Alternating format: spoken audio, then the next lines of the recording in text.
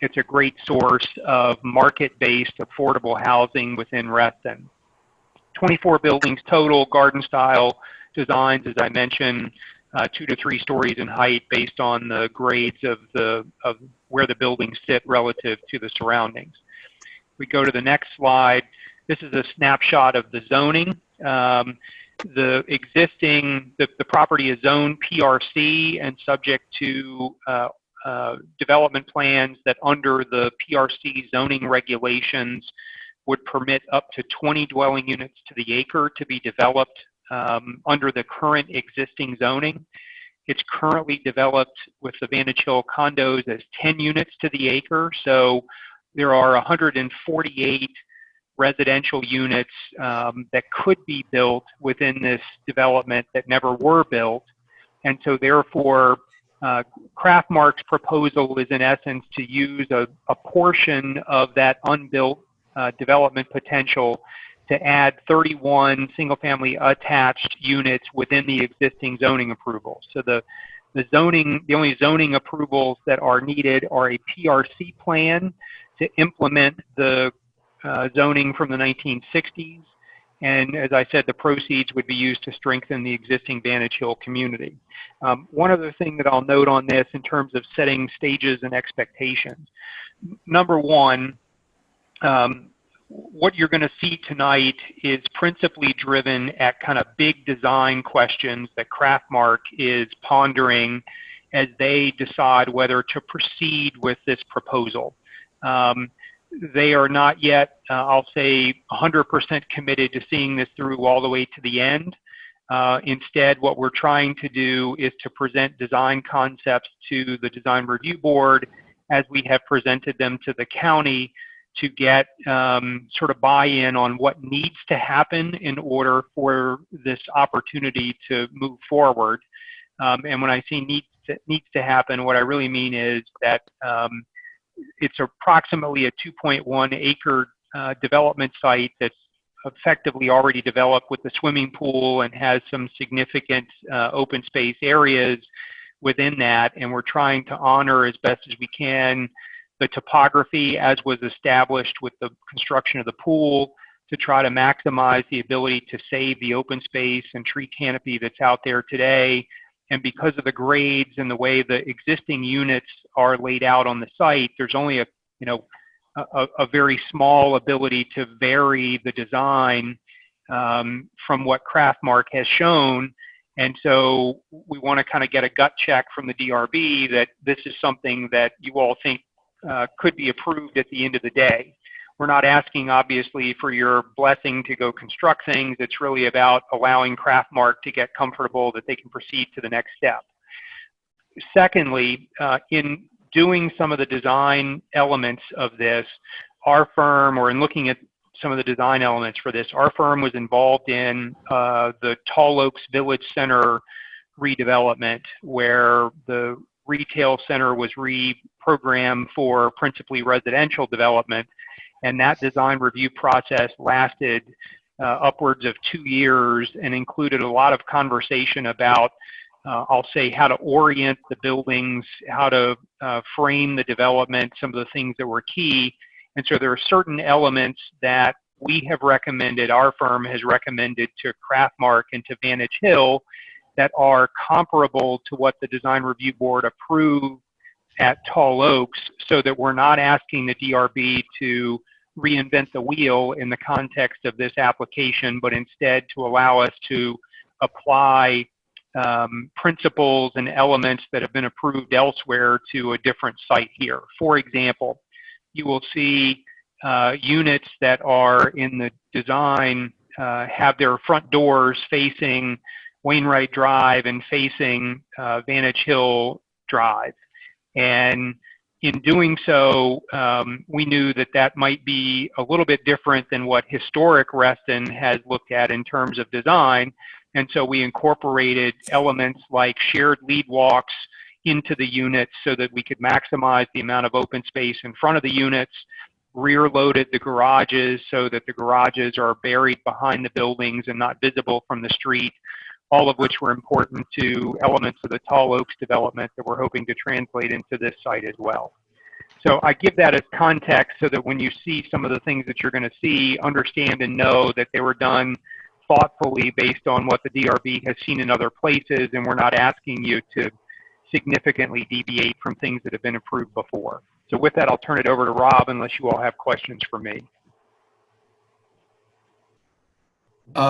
Hey, Mark, do you know what the present density is for, what is it, the Colson cluster as well? Wainwright, excuse me, for Vantage Hill, you say it's right now 10 per acre.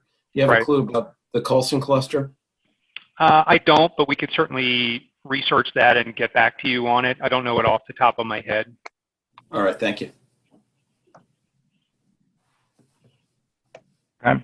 We could go to the next slide, please. This is Rob Schumann. Hi, Rob. Hi. So I am the treasurer of the Vantage Hill board, and have been involved, have lived at Vantage Hill for 8 years now, and have been involved in this project for the last 5 years, I think.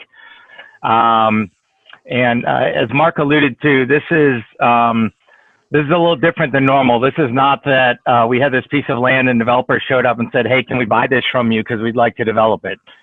This project is completely driven by Vantage Hill having internal and cash needs and our desire to keep our community vibrant for the next 50 years. And so we have been out actively searching and finding development partners. And I think some of you saw a presentation we did 6 or 7 months ago, a little bit in this vein to you all. And Craftmark is the third developer that we have worked with on this project so far. And we hope they will be the last developer we are working with on this project. But just some background about Vantage Hill. Look, Vantage Hill, it's a beautiful setting, right? It's got great grounds. It's got very pretty. It's wide open. It's space. We're very pretty not very dense, if you will, looking at it. We have large functional units. Some of them are older. Some of them have been renovated to be totally beautiful. It's a mix, but it's totally a nice location, good units, good buildings. We have a lot of long-term residents. We're very ethnically diverse, and we have highly affordable units. I think as Mark showed, if you look at that previous slide, we're some of the cheapest housing there is in this part of the 2 slides back. But 3-bedroom units go for under $250,000. Okay, typically with some going as low as $180,000. Yep, great. If you can go back. Yeah, next one. Next slide, please. Thank you. Our problem, we are undergoing slow but steady decay. Okay, we are workforce housing. Our residents are not rich. Our residents are firemen and people who work on aircraft and maintenance people and people who work at 7-Eleven and engineers and all over the map, okay? And we have good reserves for the day-to-day, for fixing our roofs, for painting, for taking care of the grounds. That stuff we all have. But our core infrastructure is now 60 years old, okay? We have the original windows. We have single-pane aluminum windows still in our buildings. We have copper piping that is failing. We have 1 or 2 leaks, probably a leak a week on average through our copper piping. We have a failed pool, obviously. We have very high HOA fees as a result of our very high maintenance costs and high energy costs. And the community is slowly shifting towards rental units. It's becoming an investment environment. And we do not have the resources in our community to rebuild the infrastructure from just the core resources of the community. And the bottom line is that unless we can find a way to rebuild the infrastructure, and this is what the board recognized 5-6 years ago that started us down this process, was if we don't find a way to get access to the cash to enable this rebuild, this is a bad trajectory for Vantage Hill, okay? Everybody can see where this goes in 10 or 15 years, and if we don't figure out how to solve this, the next presentation will be about somebody who wants to take 15 acres of open land and maximize the units they can fit onto that. Okay. So that's kind of where it's at. Next slide, please. The solution the board came up with was to take essentially an unused asset. We have a pool. The pool has been closed since I've lived at Vantage Hill, the 8 years I've been there. It got closed because the community couldn't afford to do the maintenance that needed to be done to reopen it. And if you take the pool area and the parking right around it, it gave us, there's about 2 acres of land. And that space, in talking to developers, by incorporating the parking space, we're able to make it large enough to be of interest to developers. The challenge here is this is a fairly small site. And as you all know, it's got pretty challenging topography, and you need a certain amount, as you all know, you need a certain amount of units to be built to pay for all of the infrastructure you need to put in to make the units viable. So what we have found, excuse me, and this is consistent with the other development partners we found, was the proposals were around a limited infill, in this case around 31 townhouses.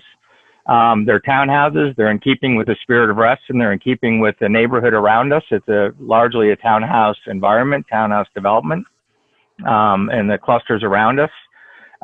We internally put a high demand and requested from the developers green space, open space preservation, that the parking spots get shifted so there's no loss of parking in this process. And this was done with extensive involvement within Vantage Hill. So the Vantage Hill community has voted to approve this as a community vote.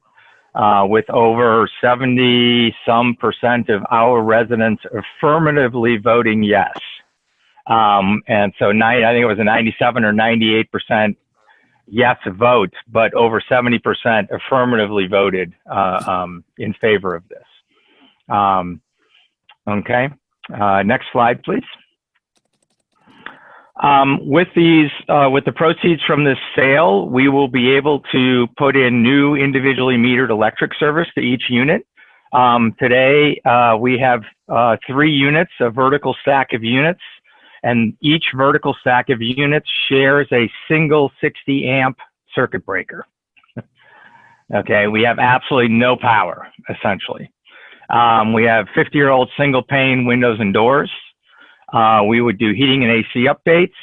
We would do some amount of plumbing rebuild, ideally individually metered if that is viable. If not, we'll have to stay group metered. Obviously, there'll be some stormwater upgrades as a result of the parking work, potentially new building entrances, playground expansions. We're also looking at putting in electric vehicle charging stations. Essentially, we as a board and we as the residents are looking to move Vantage Hill and position it so we're a vibrant community for the next 50 years. Next slide, please. And I know win-win is like way overused, and I hate using it, but in this case, I think it's actually true. If we're allowed to move forward with this, and Craftmark is allowed to move forward with this, we think it can position Vantage Hill to be a vibrant community and be part of Reston for the next 50 years. Craftmark will have an opportunity to do an appropriate infill. And Fairfax County and Reston will keep 152 units of market rate workforce housing, okay, which is a rare commodity in this part of the country. So with that, I will turn it over to Robbie unless there are questions for me.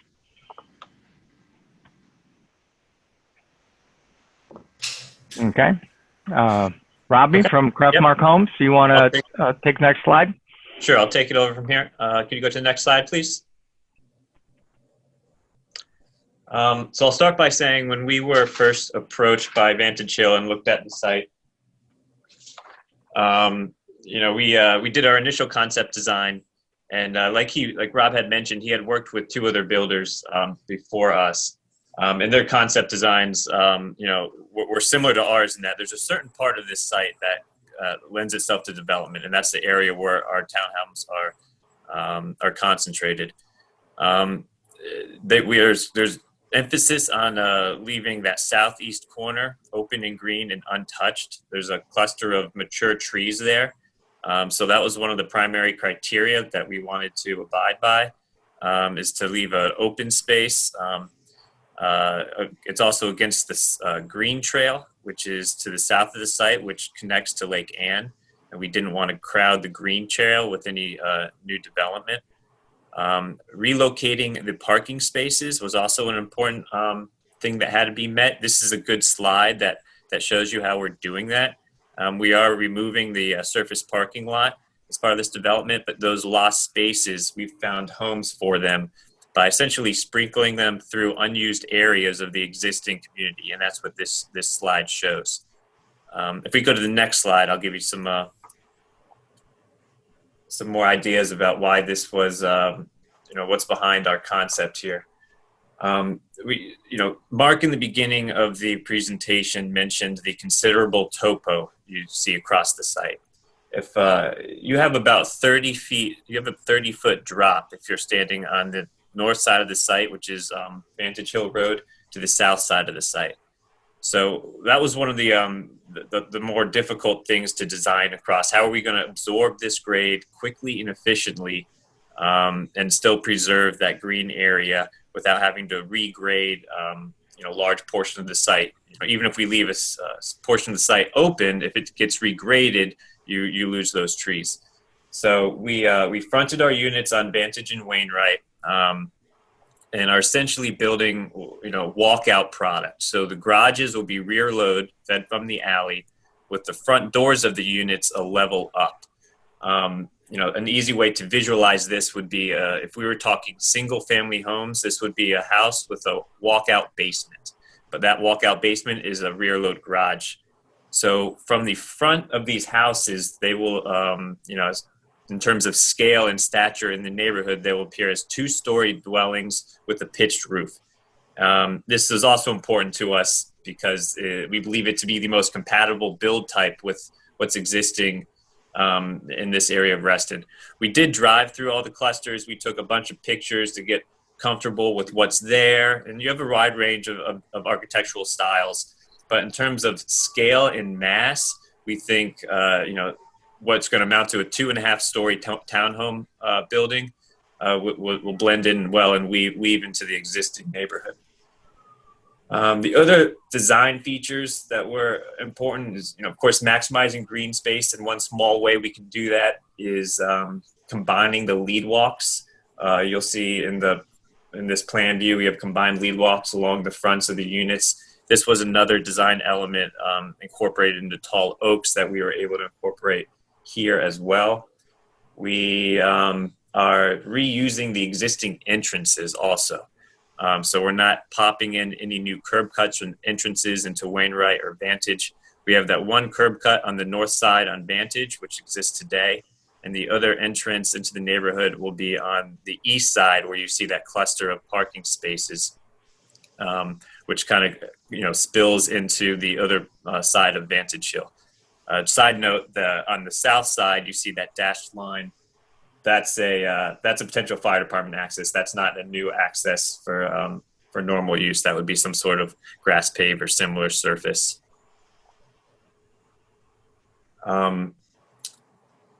In terms of the next slide, please. This slide goes through a few of the items I just mentioned. It incorporates some of the elements from tall oaks. We have the rear-loaded garages, so it kind of hides some of the business side of the community, so to speak. The shared lead walks help maximize the front yard and green space. And the green space that we are preserving on site, which again was an important item for Vantage Hill, and I think it's going to make a much better community. We have a third of the units that will open out onto that green space, and the mature tree canopy will be saved, and the green trail to the south will be preserved. The next slide, please. This slide in the slide behind it, we'll go to the one behind it where it's a section of B. So the next slide, yes. This just exhibits the grade change from the site I mentioned, so about 30 feet high to low from Vantage Hill down to the south side. So the unit types as designed are the best way for any development to absorb grade quickly and efficiently, and that's what this does. And it leaves that open green space untouched, ungraded, so those trees can be saved. The next slide, please. In terms of architecture, we included some sample architecture. You know, we're not here really today to present any specific design for this site. Rather, I wanted to present you all with some, these are current jobs that we built in Northern Virginia. There's 2 slides here. We can look at them both. Each one of our jobs, you know, are designed specifically for that location. So what our vision here is what we design needs to blend well into the neighborhood. We need to use high-end building materials. There's going to be a good deal of masonry, and it needs to be sensitive to what's already existing in the community. So in terms of scale, the one picture I'd like to point out here is the building on the left entitled Carver Place in Arlington. That's a building where most of the units are 3 stories with a roof, but the end unit on the right, that's 2 stories with a pitched roof. So that's the scale of building that we would be proposing along Vantage and Wainwright Drive. Architecturally speaking, the design elements may be completely different than that, but just looking at the size scale, 2 stories with the roof, that's what we would be proposing. The next slide are just 2 other jobs in the region that we're actively building, just to further exemplify some other projects we build and architectural styles we build. I believe that's the last slide, unless there's any questions for me.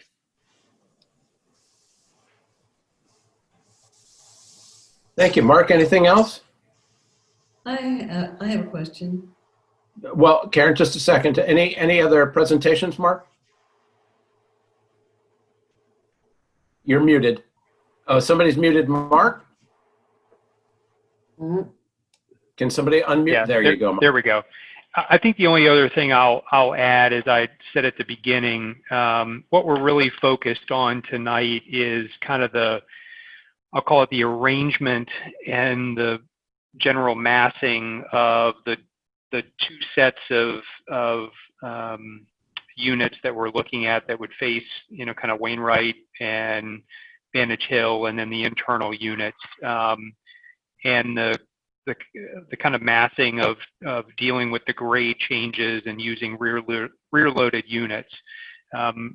We're trying to get sort of direction that we think that is a path to success, as opposed to a path not to success, because that's really what, as Robbie was saying earlier, it's trying to drill down on, you know, kind of whether we're headed in the right direction, or whether the board, you know, can't see themselves ever, you know, moving in the right direction here, because that's what Craftmark needs, and candidly, it's what Vantage Hill needs. And as Rob said earlier, this has been driven, the design in large measure has been driven in part by topo and in part by the existing Vantage Hill residents, who very specifically drew lines within the development to say you can't cross this line or that line relative to the other units. And so they really gave Craftmark only about a 2-acre site within which to kind of work. And so consequently, there's only, you know, a certain number of ways to skin the cat with this. And so it's a balancing effort to try to make sure that we deal with the concerns of those who live literally right next door to this, along with the grade changes that come with it. And so that's kind of where we are in the process and what we're hoping to achieve. And, you know, we recognize that sometimes historically anyway, there's been some, I don't want to say disagreements, but some different perspectives between the way the county might want to see things laid out and the way the board might want to see things laid out. And so we're trying to sort of address that issue or question early on in the process. All right, thanks, Mark. Karen, I know you had a question. Would it be appropriate to let the affected parties have their time? No, I just, I wasn't sure. Okay. I do want to have all of my colleagues, I want everybody to have the opportunity to ask away, but if it's okay, perhaps we could allow the affected parties who have been in the session with us, give them an opportunity, if that makes sense. It's fine for me. Yeah, I agree. I think that makes Okay. sense. Very good. Well, then I have a list here, and so thank you very much for the presentation. It was very well done. Now I just want to give an opportunity for those that took the time to sign up as affected parties. So if I may, I'm just going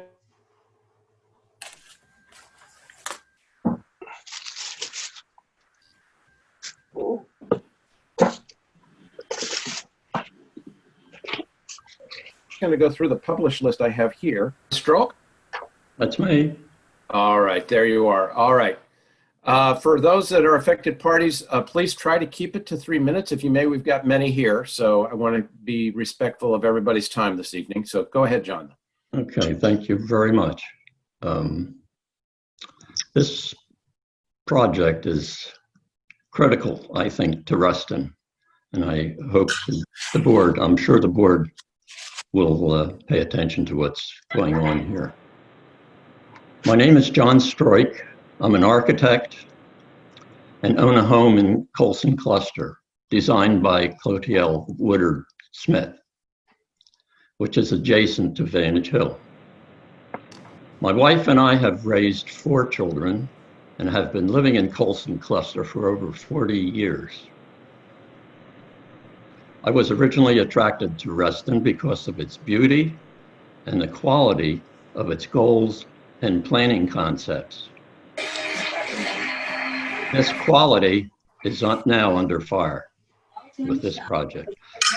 Another related concept, 2 important concepts: open green common land and protection of trees. I contend that this will be greatly compromised by this proposal. If this proposal is permitted, every cluster in Reston will be pressured to sell their common land to make money, and that's what this is all about.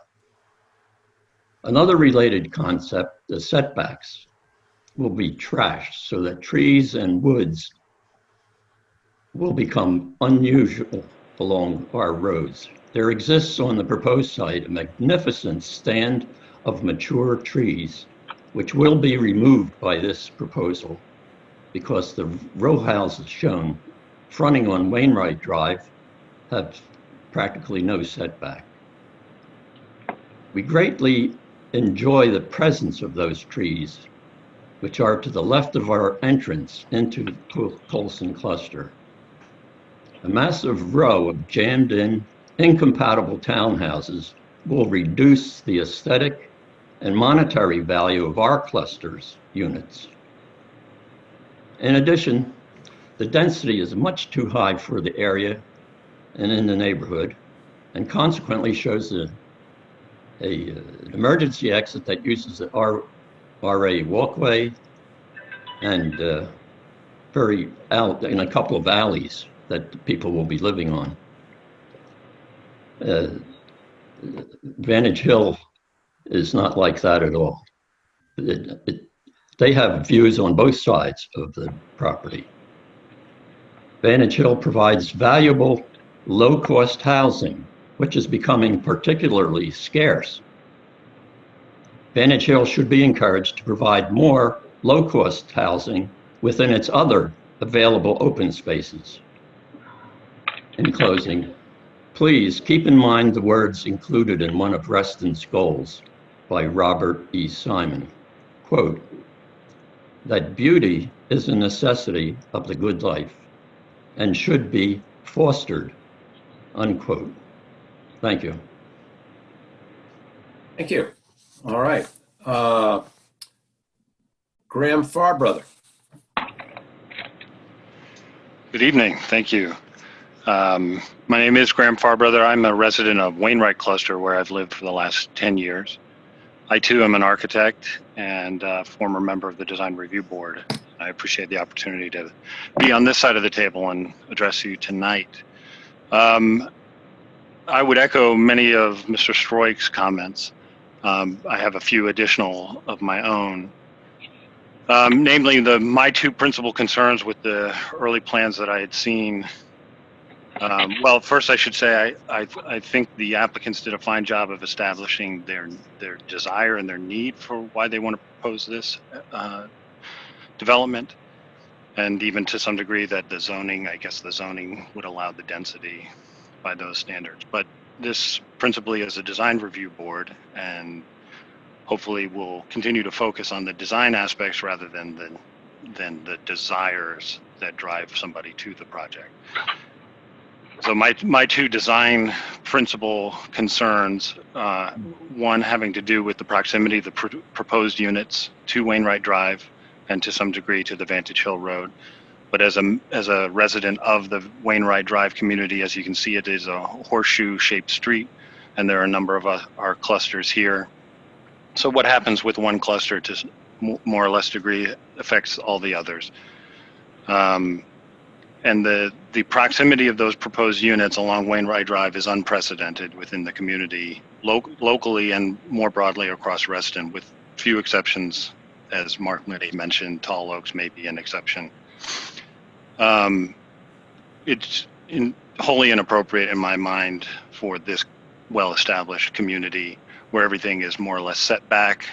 The rare exception where one of the units gets close to the road is the end unit, not a whole uninterrupted row of units along the street, and nothing quite so close as what seems to be proposed here. And the second concern, which is simply exacerbates the first problem, is the facing of the units to the street. Also unprecedented within this immediate neighborhood and in most of Reston. And to me, part of the essence of the good Reston design that we all enjoy is inward-facing developments with generous natural areas at the edges of property. And in my time on the design review board, totaling approximately 9 years, we worked time and time again to preserve those sylvan edges at the edges of developments, and not to put developments right up along the road as is proposed here. So in short, I think that the proposed redevelopment lacks balance with the surrounding neighborhood and does nothing in its design to enhance the established character of the site itself or the neighboring property. And I caution the board that approval of this type of redevelopment would be a disappointing precedent for this well-established neighborhood and Reston in general. Right. In time, many of the neighboring clusters may also consider redevelopment, and it would be a tremendous loss to the community if they were allowed to do so in a manner that this current design proposes to do. And for that reason, I would ask the design review board to deny this proposed design concept and any subsequent design on this property that similarly provides no significant buffer at the property line and consists of unbroken rows of units facing the street. Thank you. Thank you, Graham. Richard and Matilda Spear. Yes, can you hear me? Yes, we can. My wife and I moved here in 1998. We live in Hickory Cluster. And if you can bring up the overall context plan, which I believe is slide number 54, I can show you how our home relates to the proposal. All right, if you can scroll down a little bit, just a little bit. No, the other way. Okay, let back to 54. Okay, that's fine. If you notice at the northwest extreme, you see a rectangle that is 5 townhouses, the middle one of which is our house. If you can put the cursor on that. Yes. Okay. Now, the nearest part of the proposals that I can see is what's called Area H, the trash and recycle area. I'm not sure what that consists of. I'd like to know about that. And I'm worried about the noise and the light that might emanate from Area H into the surfaces of our houses. When we arrived, we had light from Vantage Hill blazing right into our houses. We had to put in blackout curtains. And we tried a couple of different ways to get this fixed.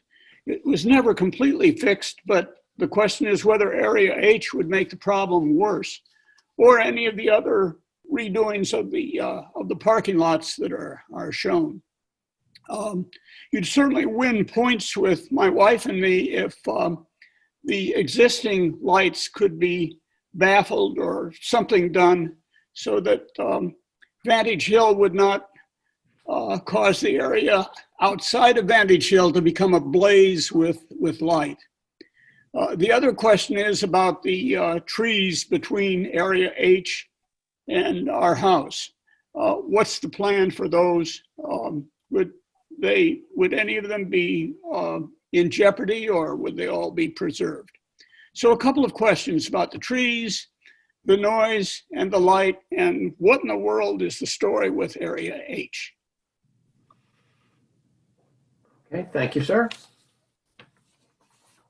Vernon Wiley. Yeah, hi. Good evening. I live in 1686, which is directly behind the pool. I'm not opposed to development in my backyard per se, but I do have some concerns. Colson Cluster has 45 townhomes, and I believe we're located on approximately 7.5 acres. You're looking to put 31 units on a 2.1 acre site, so it's going to be considerably more dense, and so that's going to bring a lot of people and a lot of vehicles into the area, which is somewhat of a concern. But some of my other concerns are the noise that will be associated with the construction because it's so close to my home, the duration of that construction, the dust that would be generated from moving earth and whatnot, and the heavy equipment. I'm concerned to know whether there would be any screening between Colson Cluster and Vantage Hill because these houses would be in such close proximity to my row of townhouses. I don't know if it's appropriate or not, but I do have some concern about heavy equipment coming in and shaking the ground, which could potentially, cause some settling of my house. I'm also concerned about the impact on street parking on Wainwright Drive. You're talking about bringing a lot of cars into this development here, and most homes don't just have one car; they may have two or three. And so, is that going to load up the street parking on Wainwright Drive? Where are those cars going to actually wind up parking? I looked at the early plans online, and it appeared it's possible that the green trail, the RA path, is that going to be moved to accommodate this development? And if it is going to be moved, what is going to be the new location? Is that going to bring passerby closer to my backyard, which might be a little bit of a concern? And lastly, I'm concerned about the lighting in the common areas of the new development. That would be impactful to my master bedroom is on the back of the house, which will be facing this development. And I'm just curious about the type of lighting that might be employed in the common areas of the new development. Thank you, sir. Thank you. Kate Bowerman and Kenhong Lin. Hi, yes, this is Kate Bowerman. Like Vern and some of the other speakers, I also live in Colson Cluster, so the adjacent cluster. We have two main concerns about this proposal. So first, we want to say we completely understand Vantage Hill's economic interest in selling the property, and we think that it is beneficial for all residents and homeowners along Wainwright Drive for Vantage Hill and all of the homes to be in better condition. And we also understand the interest of the county and in Reston in preserving workforce and affording affordable housing, as well as building more housing that is targeted towards people of lower and medium income, as opposed to just luxury housing targeted towards the 1%. Our two main concerns of the proposal right now is for lighting.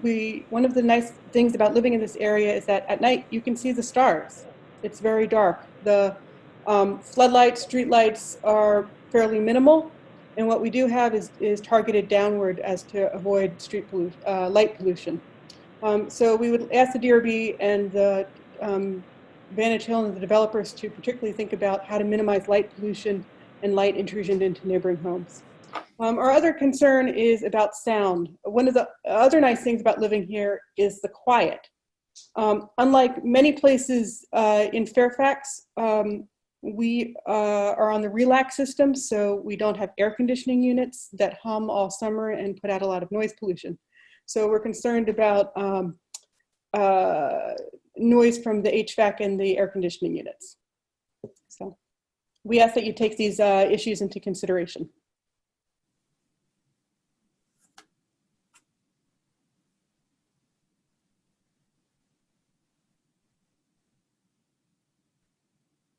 Thank you, host, for unmuting me. And on to Burton Griffith. Hi, Ken. Good to see you. Good to see you too. I would like to thank Mr. Schuman and Mr. Mohm for an excellent presentation. And thank the Vantage Hill board for reaching out to Mediterranean Cluster about this plan in advance of tonight's meeting. The proposed development site is basically an extension of the stream that runs up from Lake Anne. My personal preference would be to just have the entire neglected pool property raised and converted to green space. I don't understand actually how the pool property has been allowed to remain in its current state for so many years without Reston Association doing something about it. However, I realize that I might not get my first wish, and it may be impossible for that space to be completely converted to green space. I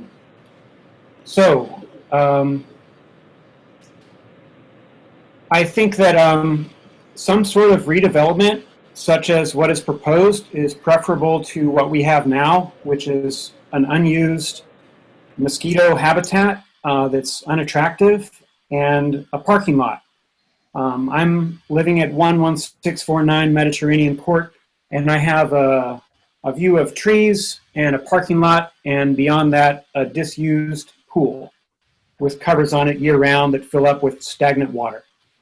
I walk by it every day, and I would like that to change in some way. If this project is approved, I'd like to request that the work hours on the project be limited to 8 to 6. And that includes staging of the equipment, so we don't have construction noise during times when a lot of people are at home. Secondly, there's a lot of congestion on Wainwright Drive already, and especially with the COVID-19 social distancing, that sidewalk that runs along Wainwright Drive is crowded. With the extra parking that might occur during at least construction, I think that it might be smart to just require all the parking along a stretch of Wainwright Drive be on the side by the park instead of by Colson Cluster and the development site.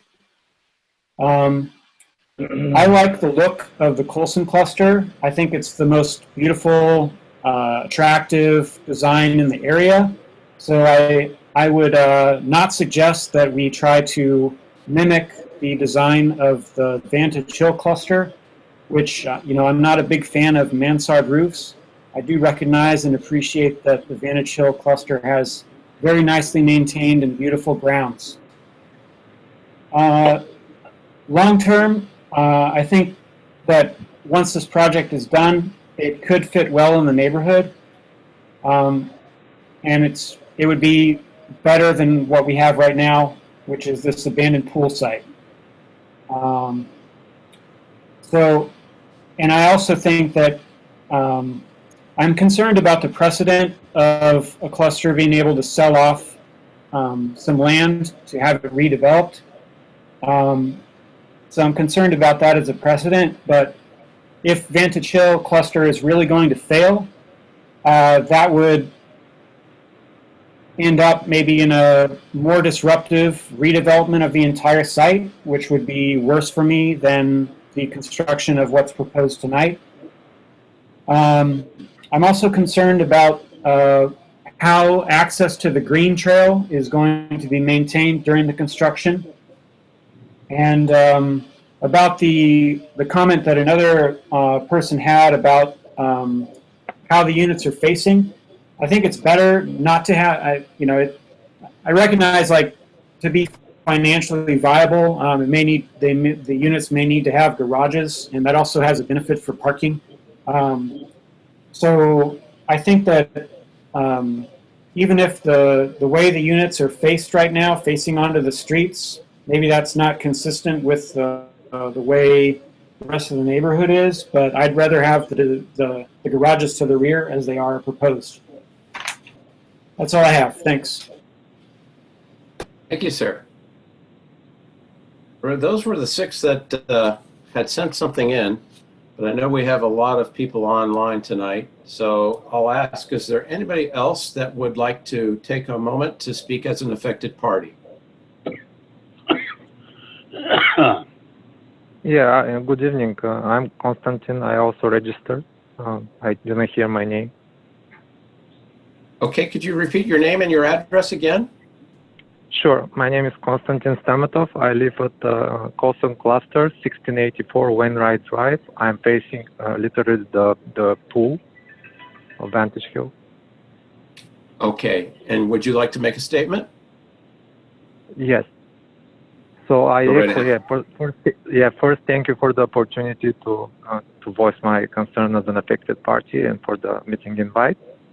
I echo the first 2 architects that spoke, very well educated concern and technical and community-wise, and also my neighbor, Vernon Willie. I wanted first, the short-term concern I have is with the noise, with the car, with the light pollution, and also the structural damage. Our houses are built, as you know, 1967. Everything was well settled, and now all this heavy equipment, it might actually disrupt our foundations, which is actually really the impact. For the short term, it will be a financial cost to fix that. My long-term concern is I'm outside. Actually, I deliberately got on my deck, and maybe you can only hear the quietness, the nature, and the birds. And that's why I'm here outside, because I would like to keep our quality and the beauty of Reston versus commercialized and have a density populated townhouses. And that's why I'm here, for the love of nature. Our founder, Simon, Mr. Simon, he also wanted to have a beautiful community, not commercialize any opportunity to commercialize on land and put more densely house buildings, right? So that's why I just wanted to raise this concern. Again, I appreciate all the beautiful ground that Vantage Hill maintains, and I even suggested if they have some program for the low income to look another alternative instead of selling. They have so many supports for low income opportunities from the government, federal and state. So there might be some other way to at least to keep the Reston beautiful and not densely crowded.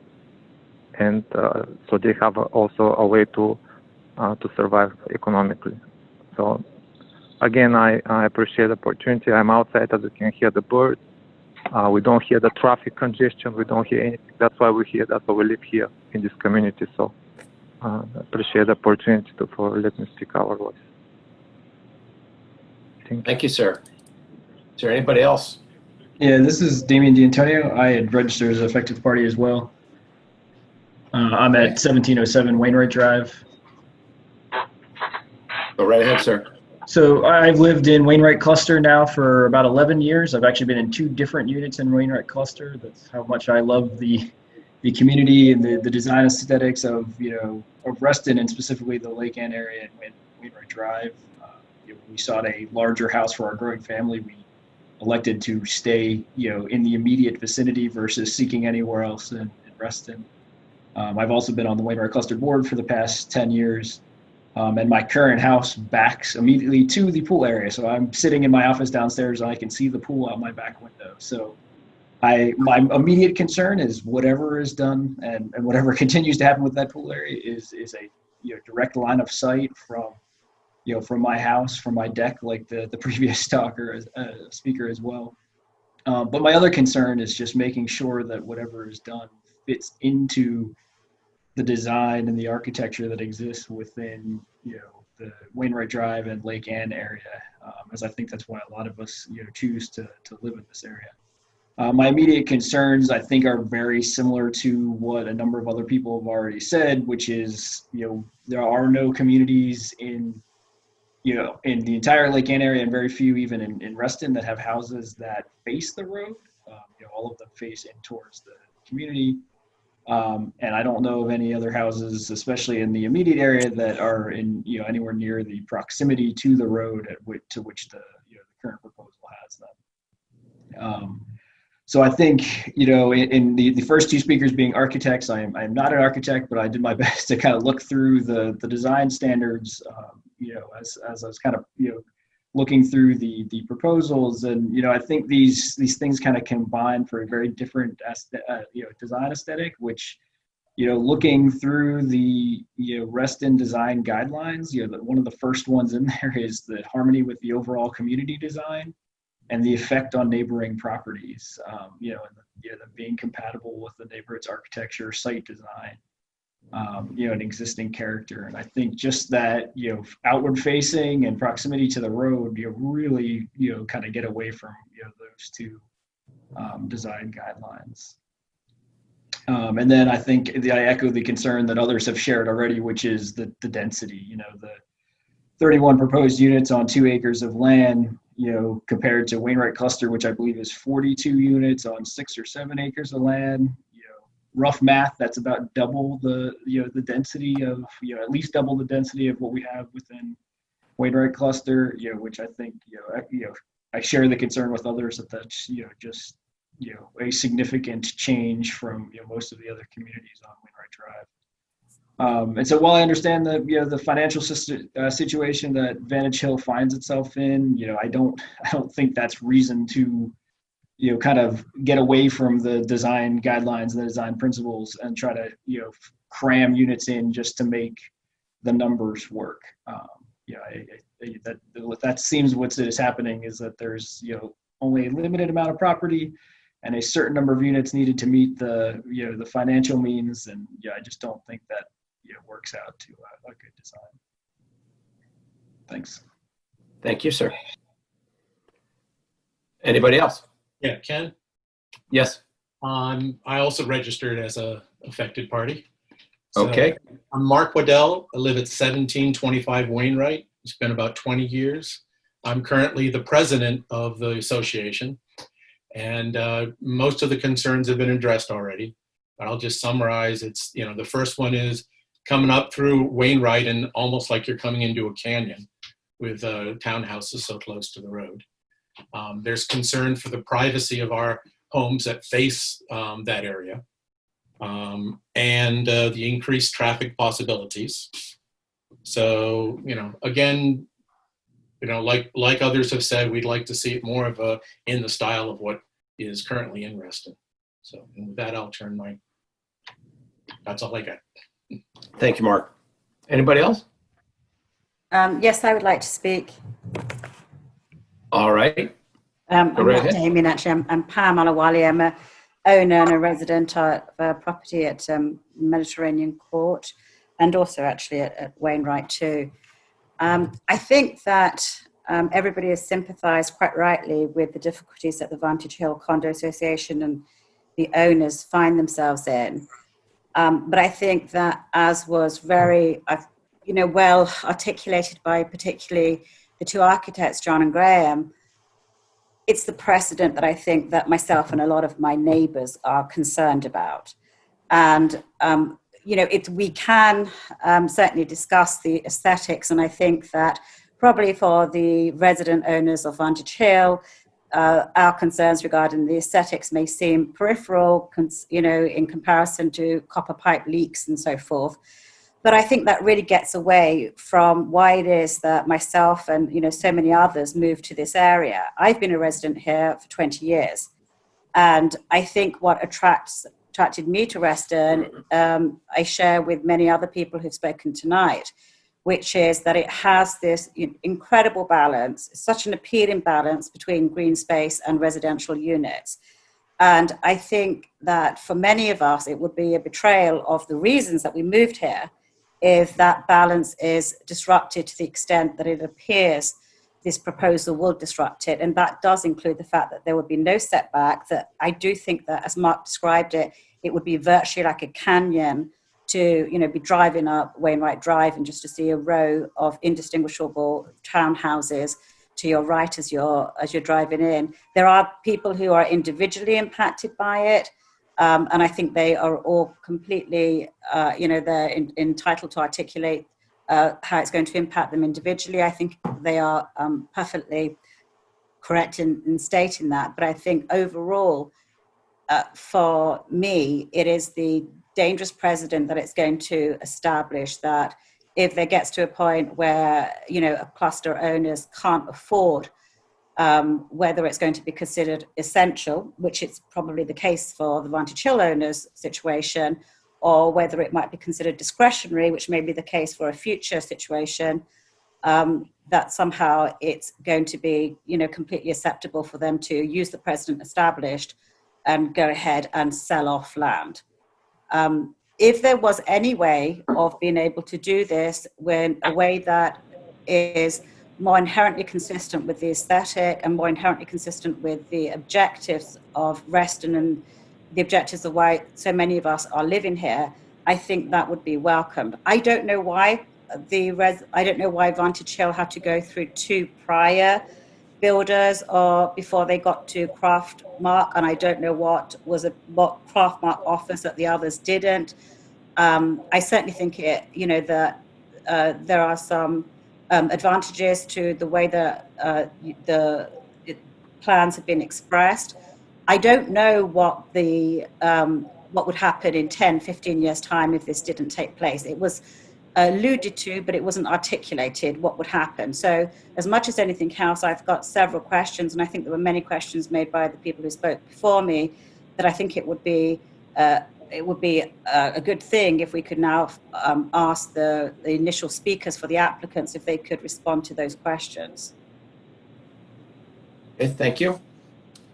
For anybody else that's going to present, I'm just being conscious of time, and we have many other applications to go through this evening for their sake. If you have anything to say that's already been said, just try to reiterate it and be able to move to the point that perhaps we haven't heard. I'd appreciate it. Is there anybody else that would like to provide a comment?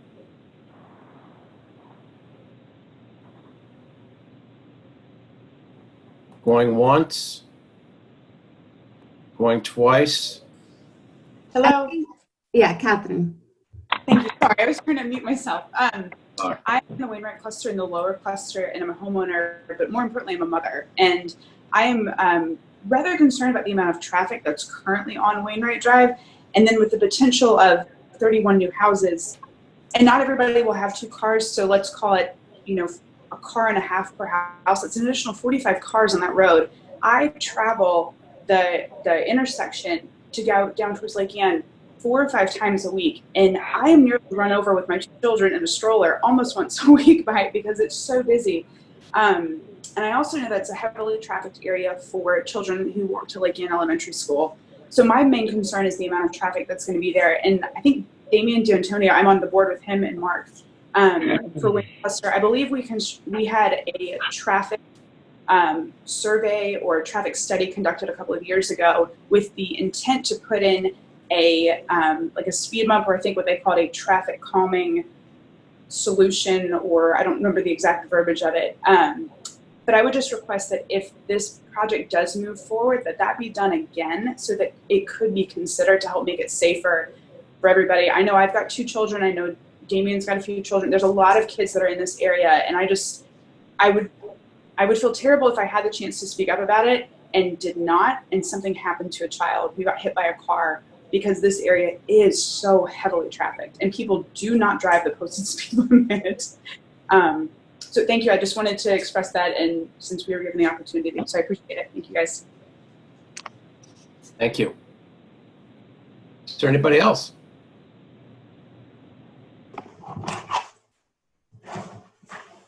Just looking through the Brady Bunch squares here. Anybody else?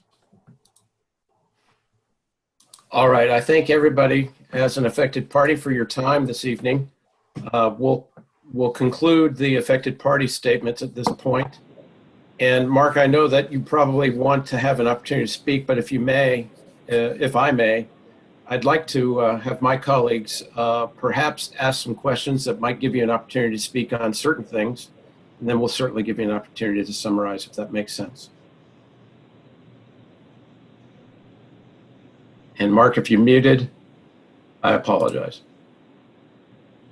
But with that, what I'd like to do is to move on to my colleagues. So I'm just going to do my best to do a round robin as best I can to see who's here. Scott, are you available? I am. Yep. Scott, do you have anything to suggest or ask or comment on? I think I guess first off, I'll kick it off with both the party who filed this application and all affected parties. I think you both have been very articulate and helpful in giving a holistic picture. I think there's a couple of things that stood out to me in the presentation. I think Mr. Schumann, you mentioned how, there's this is a tough question of maxing out the development of 2 acres in lieu of maxing out 15 acres in 10 years. And I guess one of my, I think I would echo some concerns I've heard here today, that I wouldn't want this to set a precedent of essentially phased demolition of clusters that are facing challenges or seek opportunity. I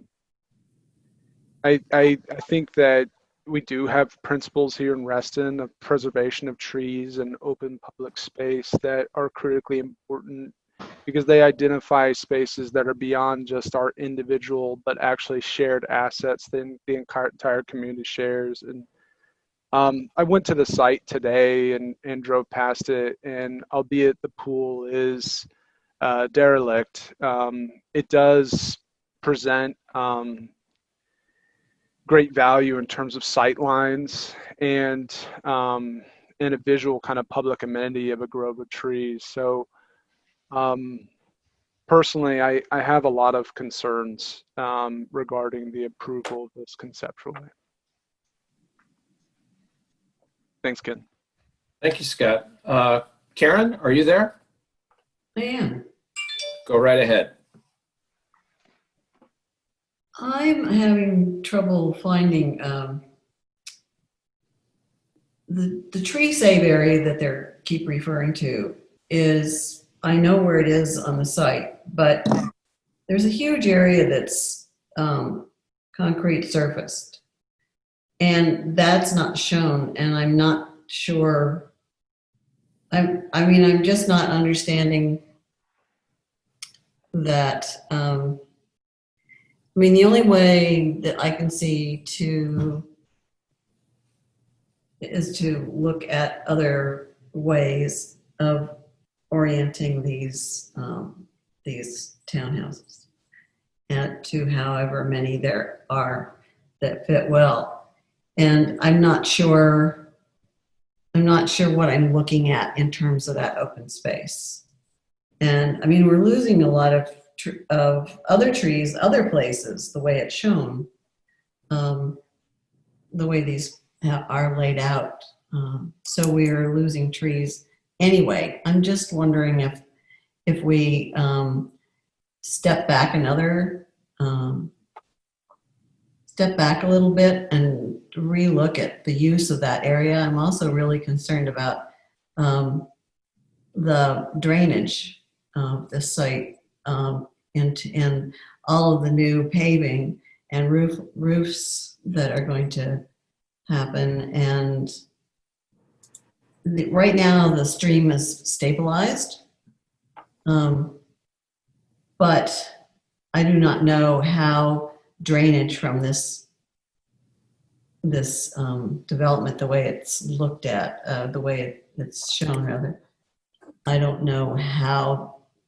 It seems to me there could be a really, in a very fast moving storm, that you might have erosion, you might have all kinds of things. And so I don't really, this area that is sitting there and taking up a lot of space, I don't know, can't tell from looking at this, how that actually works. And I that has to be reconsidered, because I can't imagine having a row of townhouses right at the street in that location. Okay, thank you, Karen. Bruce, are you available? I am. Again, I'd like to thank the participants, and I thought the explanation of the need and the concept was clear, and I thought that the affected parties were also very clear in expressing some of the concerns, but specifically to the point of what, is this conceptually something that we think we could move forward? I coincidentally spent some time at Tall Oaks this weekend, and was really taken back. I voted against it, and I feel it is not a model that I would want to perpetuate, repeat, and establish a firmer precedent, for all the reasons that the two architects from the community expressed. So, being very direct, I would be very challenged, despite the need of one community to set that precedent of those outward-looking, on the street townhouses on this property, or really would be challenged anywhere out of the transit station areas to want to use that as a model. Okay, thank you, Bruce. Michael, are you available? I am. So I have a very personal connection to the site. I lived in Wainwright Cluster for 4 years. I now live in Colson Cluster.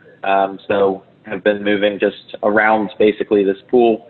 I think it's always been a dream of mine to actually have this site have an actual use.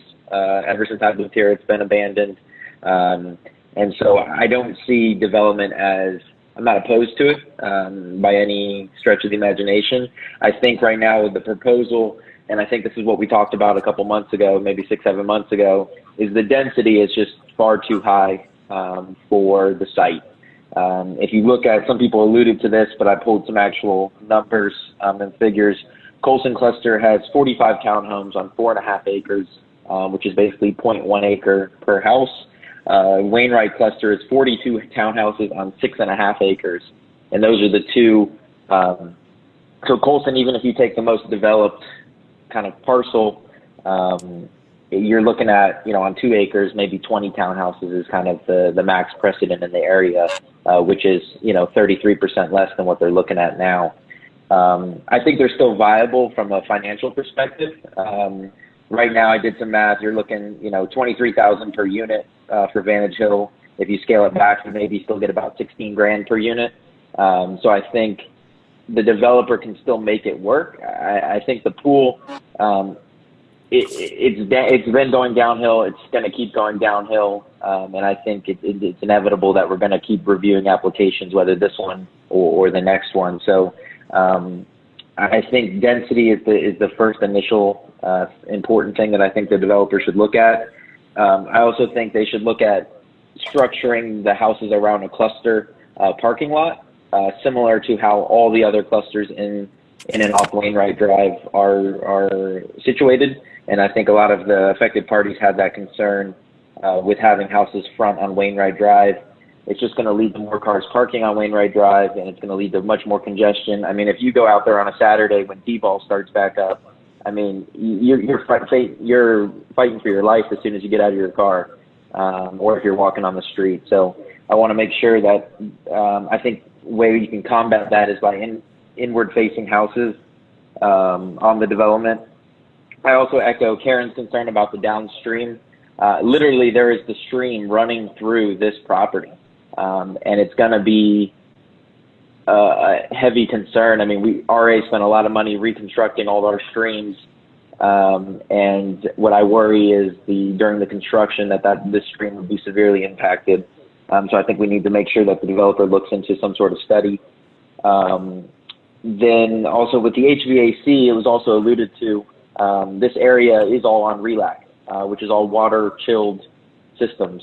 You go out in the summer when it's 100 degrees, you don't hear a single HVAC unit within any of the areas. Even Vantage Hill is on the same system, and it's great. So I think the developer needs to look into maybe utilizing and tapping that system. I don't know if there's room or room to tap off of it. That would be something that you would need to talk to RELAC about, but it's a potential there. And then I see this as the architecture has to be unique. It can't be something that's done in Fairfax or Arlington. You're next to some of the most famous residential townhouse architecture in the area with Hickory Cluster, with Colson Cluster, and even I personally love the architecture of Wainwright Cluster. It was a simple, affordable house when they built it. Colson was a step up, and then you go to Hickory Cluster and you even go a step up in the design aesthetic of that mid-century modern. So I think the developer needs to focus on having a one-off design for this area, and it can't be something that they built somewhere else. I just don't think it's going to work. So those are my comments. Thank you, Michael. Sanjay? Thanks, Ken. I guess my comments my observations have largely been explored by more than one speaker before me. So I'll just limit my concerns to basically 2 items. One is that when I'm looking at the massing that's proposed, it's really jarring in the sense that does not sit on the landscape the way the rest of the community is sitting on the landscape. That obviously boils down back to the fact of densities. And a while ago, it was mentioned about the number of units per acre in the vicinity. It also is a function of the size of each of the units. So we may have a larger number of units in an acre, but if the units are smaller and well laid out with adequate spacing and green around, it may be acceptable. So a question to the presenters, by the way, an excellent presentation, I mean, very professionally put together. My question to the presenters would be that what is the footprint of each of the units that you are proposing here? And how does that correlate with the other units in the vicinity? It sort of balances out the issues of massing and density. The concern I also have is with setback on the Wainwright Drive. And I think in generating revenue on this site for one community, it probably may end up depreciating the value of some of the homes that are on the other side of the street where this development is proposed. I'm not so sure, but I have my doubts that that may happen, and that's a concern to, I think, many people. With that, I guess I will not repeat many of the other comments that were made, and thank you. Thank you, Sanjay. Jason. I'm here. All right, a couple questions. If I could, Mark, real quick, what's the average cost of the units here? Do we know? Mark? Okay. Okay. Well, Mark, Lisa, can we unmute Mark? There you go, Mark. Yeah, there we go. Thank you. And that was my dog in the background who barked at me, so apologies. So in terms of sales price, you mean? Yeah, I guess the question ultimately is, are any of these affordable or going to be committed affordable, or what? Do they carry forward the workforce housing ideal that Wainwright has? Not Wainwright, but Vantage Hill. The short answer, Jason, is that we're not quite certain yet. I mean, the ADU ordinance doesn't kick in until you get to 50 units. And so by ordinance, 31 units wouldn't necessarily translate that into affordable units. You know, we haven't begun the county process to know whether other folks will ask along the way, but the short answer is that it doesn't rise to the ADU ordinance. Right. Okay. So a couple thoughts I have. This is something, first of all, I don't know that we should even be touching the density question. I don't know that that's our purview. We can talk about the effects of the density potentially and on the design, but it looks like they're in the PRC ordinance. I'm not even going to touch it myself, but it looks like I'm not going to have to be concerned about the density and let that work out through the county's process. I've heard a number of things about setting precedent. We're going to see many, many more of these examples in the next decades. Infill development, clusters attempting to maximize their zoning, the need for workforce housing or additional housing in Reston. And I think this is, speaking of precedents, I think this is a great precedent to set in the fact that we can provide additional housing for people who live in Reston in a fairly easy manner, infill manner. I know there's a lot of ancillary impacts and we should talk about those. So precedent-wise, I think having infill units is a good thing.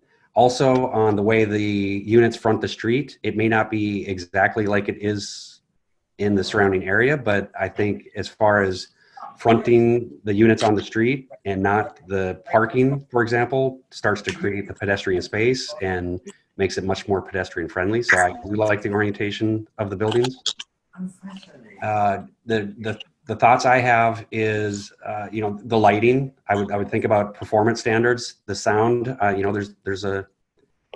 That's something to consider. But if there's any ancillary performance standard impacts, there's an ordinance to take care of that. If there's lighting, but we should look at lighting. Noise and traffic will be looked at through this. I'm not too concerned about 45 more cars a day. This will be a very walkable location as well, so we will see a lot of these people walking to Lake Ann and the areas around there. I think it could be a great addition to the community. So I would be in support of looking at this, but in doing so, really looking at some of the design details that are within our purview. And that's all I have. Thank you, sir. Dan? You can. I have a couple questions for Mark, if he could be unmuted again, too. I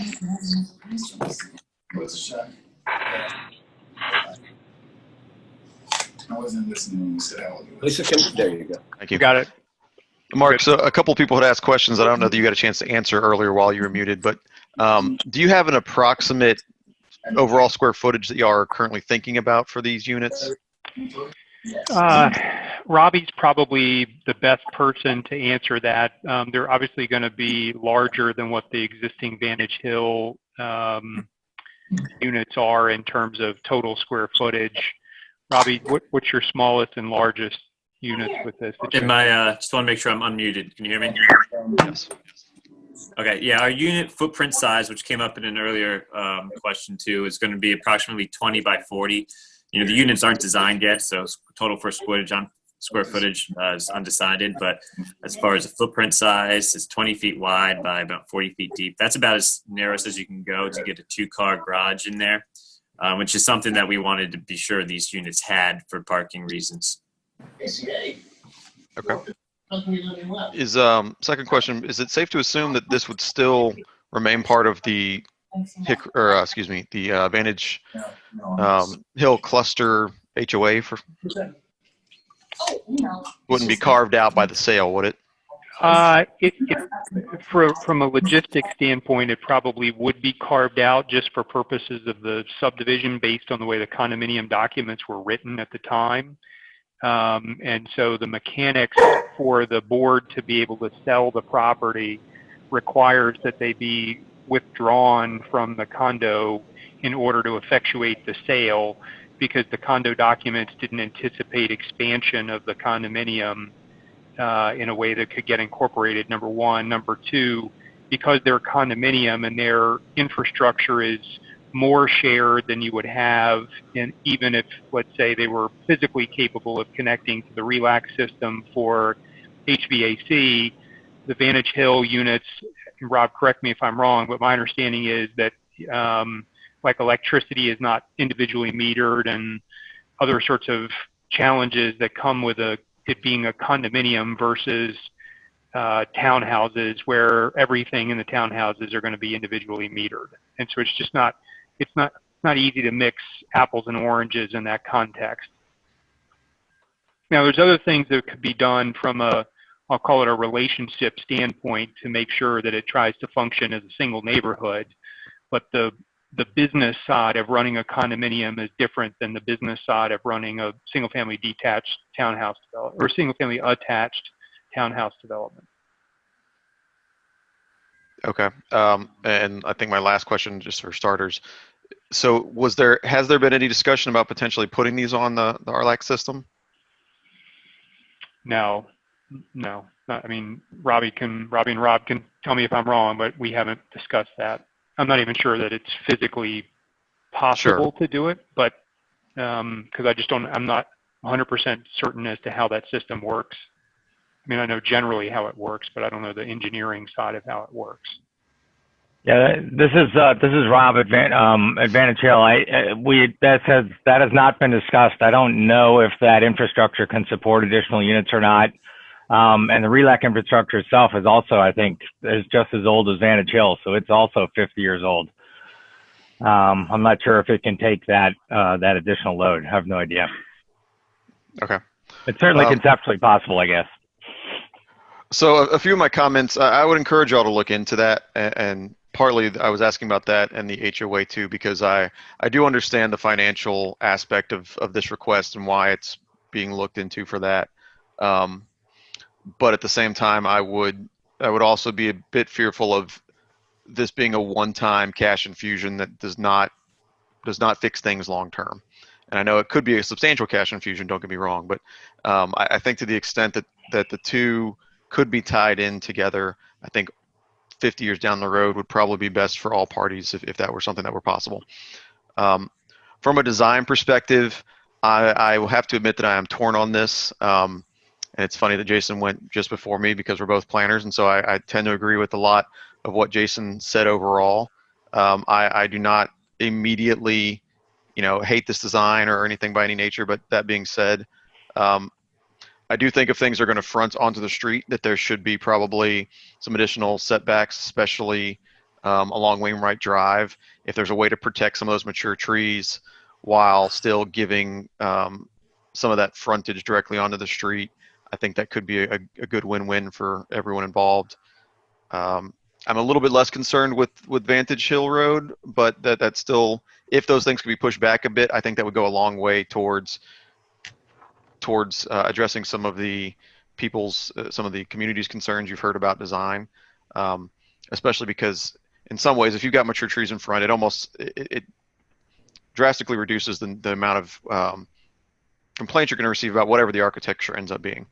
But that being said, I did want to note that while I appreciated the examples that were provided in the presentation about some of y'all's other development styles and I don't think those are bad by any means. Just for your knowledge, I work in Loudoun County as a planner, so I see lots of different things come through the office. None of those in particular really, I think, fits Reston, at least from this initial glance at it on these pages. And I know you've said that you would be doing a lot of these designs one-off, and I would definitely encourage you to really look at that and the differences and similarities in the areas around you on this site. I think one of the you're kind of looking for this like overall big picture approval, and so from my perspective, I don't immediately have a problem with things being rear loaded or with the doors facing the street. In a lot of ways, I do actually like that. I do think that the greenery and landscaping is very, very important. The more of that can be protected and provided, the better. But I think there's probably a lot of things that could help the local residents better appreciate what you're going for if some of those design details were fleshed out. So if this project continues on and y'all get a chance to do that, I would definitely encourage you to try to really look at this overall area and try to come up with something that is uniquely Reston that would be different from some of the other designs that y'all provided tonight. But overall, I think y'all did a great job. I understand all parties' concerns, and I'm interested in continuing the dialogue. Thanks, Ken. Thank you, sir. And Nick, are you available?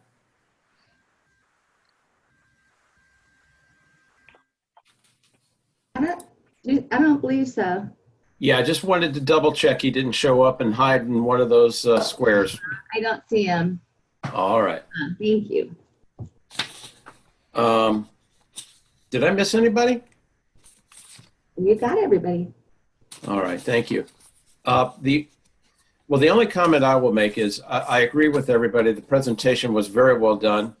Not a lot. A little bit has changed from your presentation a while back. I too believe that this could be done. I think it is an interesting remedy to Advantage Hill's issues. But I think, Mark, you and others, you're aware of what we usually get into at this point is, does the massing have any impact here? Does it blend well or does it stand out? And I think that could be an issue, just looking at this conceptually, that the massing, which is something that we would like to have a say in, may not suit the needs of that footprint. So that's something I think you would have to think about. The setback is of concern primarily along Wainwright. If you're going to have front facing, if there's a way to push those back, that would be great. As we always say, the Reston tradition has been to really have those face inward. But again, we have looked at some options where that's not the case. So again, the issue there is trying to maximize as much as you can in the setback, but with the limitations of the footprint available, that could be a trick, but that's something that will be coming up a lot. For me, there are a lot of mature trees, and I don't know how creative you can be here. It would be great to develop on top of all of the asphalt and concrete and to avoid developing where there are trees. And how creative that could be, I leave that up to the planners and the architects here to see if there's any way to maximize the tree canopy, and you can feel free to tear apart and develop on top as much of the concrete and asphalt as you like.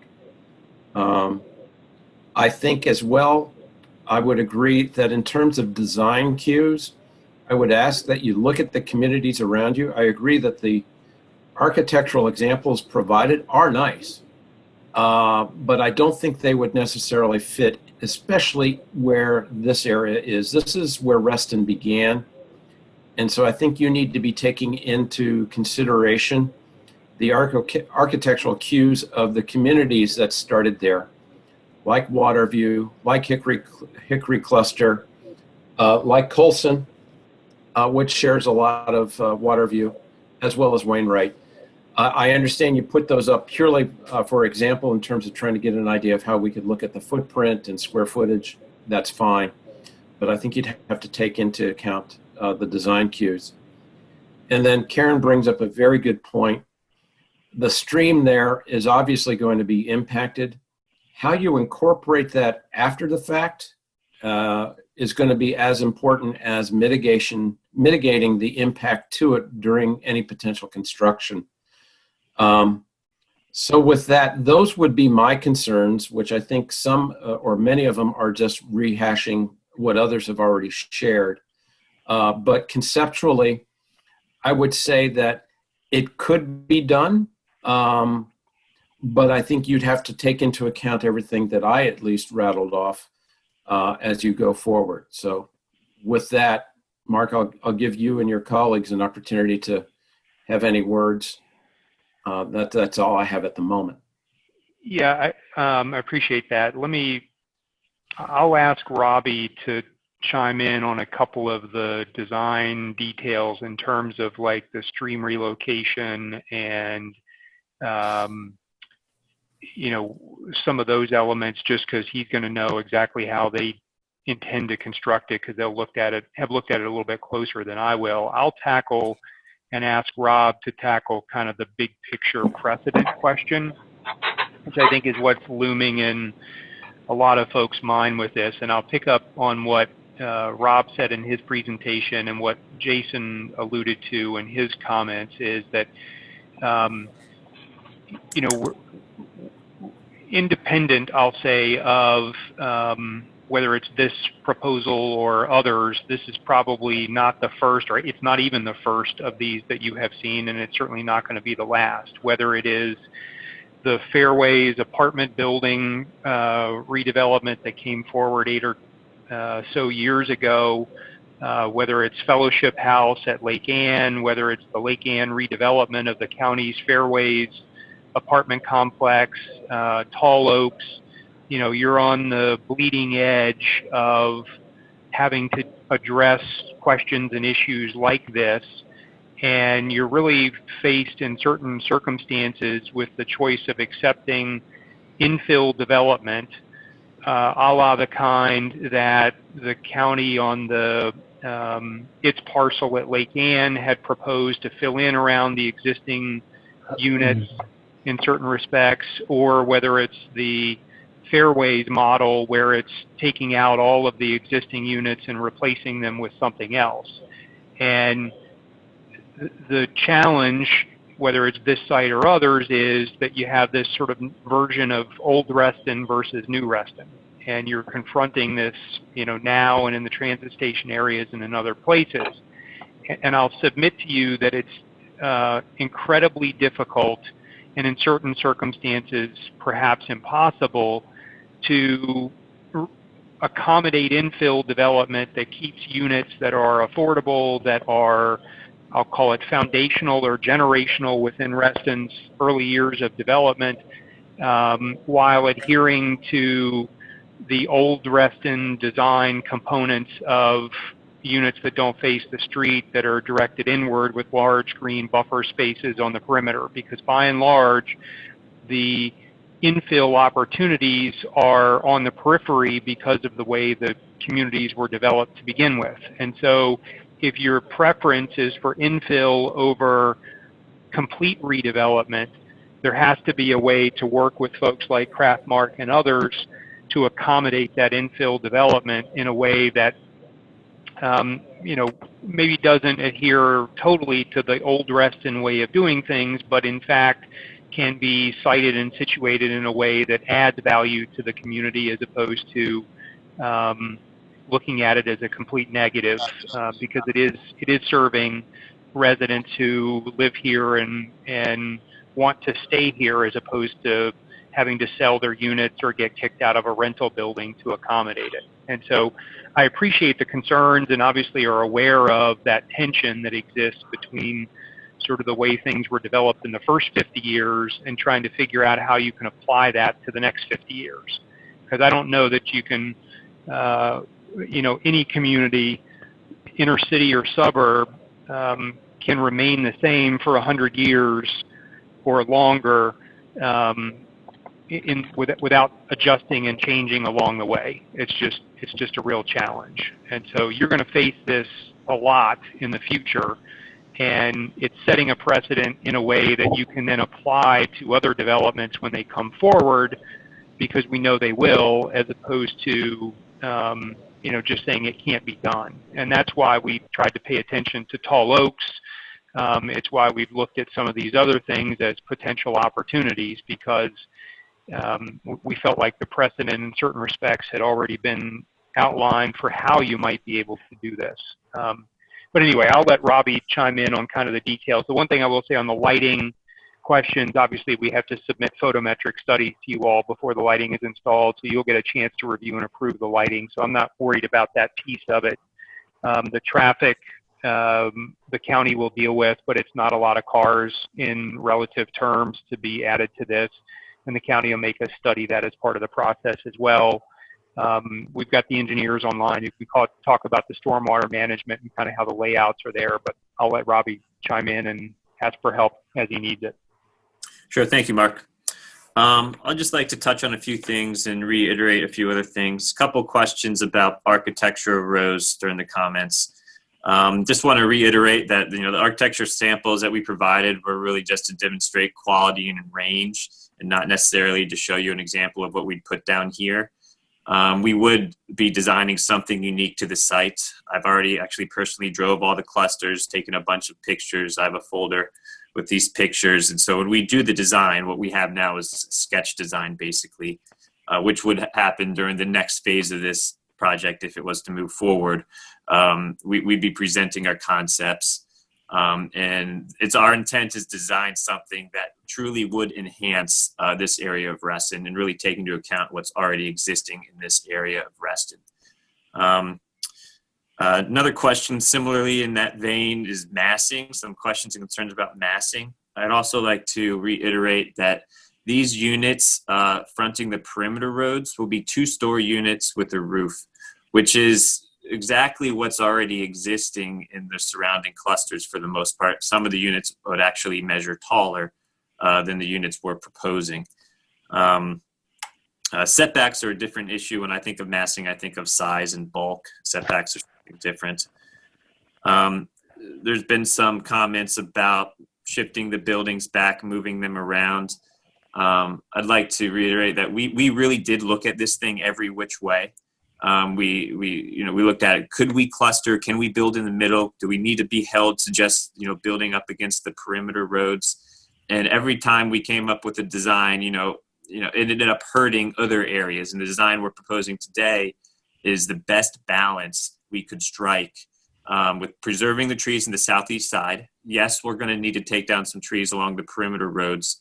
But if we are going to shift those buildings further into the core of the site, you'd be exacerbating the topo challenges. You'd be encroaching in the green area we're trying to preserve on the southeast side, hurting those trees. And I'm not sure you would even still be able to preserve those perimeter trees, because you'd still have utility connections and regrading that would happen up there that might cause you to lose those trees anyway. The drainage concern, Cubby brought that up. When I first drove that site, a year ago at this point, that's the first thing I saw is look at those outfalls there's one at the intersection of Wainwright and Vantage, and then one a little further down Wainwright. The stormwater outfalls, and at that point, kind of, you're calling it a stream, but it kind of flows uncontrolled through the pool area and exits down in the southeast corner. So we made sure we had an engineered solution for that. And we do. We can pick up those outfalls and control them through the site and safely discharge them on the lower portion of the site. As far as stormwater, we'd of course have to meet the Virginia stormwater regulations, and so we'd have some sort of underground chamber to slow, detain, and capture the stormwater runoff. So there shouldn't be any adverse effects downstream in that regard. Touch one more thing about the units fronting the perimeter roads. I heard one or two comments about speedy drivers around this area of Reston. I would say, being involved in a lot of projects over the years, when you activate the street and you make it more pedestrian friendly which is essentially what units with front doors facing roadways do, it does have a tendency to slow drivers down. This area of Reston is very beautiful. People move there for a reason. It's very quiet, lots of trees, very beautiful. But the roadways are primarily used by cars and people walking down the side weeks, which, in a way actually leads to speedier driving. So point being, activating the street can sometimes actually slow car traffic down. And I guess the last thing we'd have to reiterate is this is not an inexpensive site to develop. Keep going back to the topo challenges because those are serious. There's a lot of storm water we need to mitigate.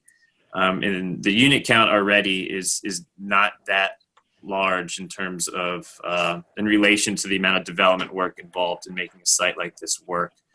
The previous builder groups I know that they worked with, they had a very similar layout in terms of where the alleys were located and where their buildings were located, because they're also design professionals and they probably saw the same things we did, but they each had actually higher density layouts. They were trying to, I think they had somewhere in the mid 40s to high 40s number of units. We just couldn't get there. I didn't think that was that would strike the right balance. So the proposal we're coming forward with was already a little more conservative than our predecessors, actually. We thought 31 units we can make work. It's just barely enough to make the development viable. And we thought, honestly, it would be a more likelihood to succeed than coming in with a design that crammed in 40, 45, 48 units. Even if that would have been allowed under the zoning density. So those are the points I wanted to reiterate. Of course, if there's any other questions, I'll be happy to answer. Thank you. No, I appreciate that. I know for the sake of time, I'll ask my colleagues if they want to make any final comments. Mine would be this, Mark. We would welcome the opportunity to continue to work with you and your colleagues. I think you've heard our concerns here. But to your point, they're the same things that we've encountered on many other projects to date. So, I think, as Robbie pointed out, this will not be the last representation schematically of what we're looking at. So we would welcome the opportunity to continue the dialogue. I think we just wanted to share our views and concerns with regard to design and how this might impact the area. But Ken, one thing, if I could, I know there's been a lot of concern expressed, I'll say more so about Wainwright than Vantage Hill in terms of the setbacks from the street. Is there a distance that you all have in mind that you think is what would be more appropriate? I'm trying to figure out how to give Robbie and his team something to work with in terms of seeing if there is something that they can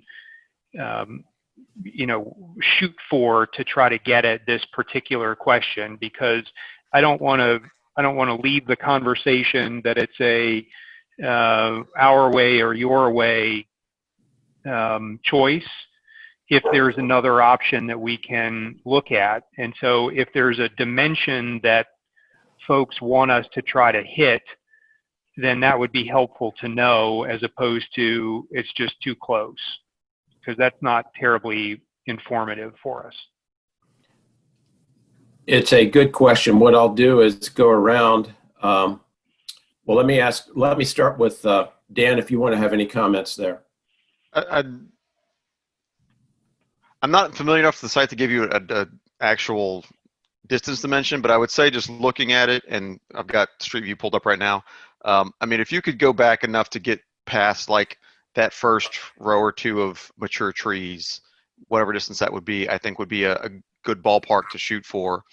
And something else to mention that I don't know if it's necessarily fits this particular area, but something on at least on the south side near South Lakes where I live, something to think about is because of that difference in elevation. I mean, I know this is completely non-standard these days because of the way we build, but you know, a lot of things down here have bridges to people's front doors over some of these dips and over some of these valleys and streams and things. So to the degree to which y'all can be, you know, truly unique about these and bend a little bit beyond some of the standard stuff that you might tend to try to do, I think that'd be great. Thanks, Dan. Michael, anything? Yeah, I mean, I don't have a dimension. I think I keep looking back and looking at this, and, you know, I think I liked what you said, Ken, about, you know, developing where the asphalt is existing and where the concrete, where the pool is existing, and keep those trees that we have. And you guys have that good open area that you're trying to keep at the moment. But I understand that 31 maybe is a small amount, but I still think the density, you know, I'm doing sketches here as we speak, and if you can keep the stream and kind of reroute it along Wainwright, and then kind of enter it down along the green trail and kind of create a stream extension, you almost could still fit, you know, 20, maybe 22 houses in there. And if it's a unique boutique development, I think the prices could be there. And you could fit it all on existing hard, you know, infrastructure, whereas you're not having to affect those nice big trees that are already existing. So I know, I'm sure the numbers are tight, they always are, but I think what the advantage of developing on that existing infrastructure is the site work is a lot less invasive. Right now, I mean, it looks like you guys are going to bring in 300 trucks of dirt based on the topos that I'm looking at. And I almost don't think that that's the right way to maybe approach it. I think you guys are just trying to shoehorn in too many units. And, you know, I'm not opposed to what's going on. I just don't think, I think the density is just too much. So I think if you can get all units off of Wainwright Drive, it would help the setback issue. And I think a lot of people wouldn't be opposed to the development as much. So. Thanks, Michael. Scott, anything?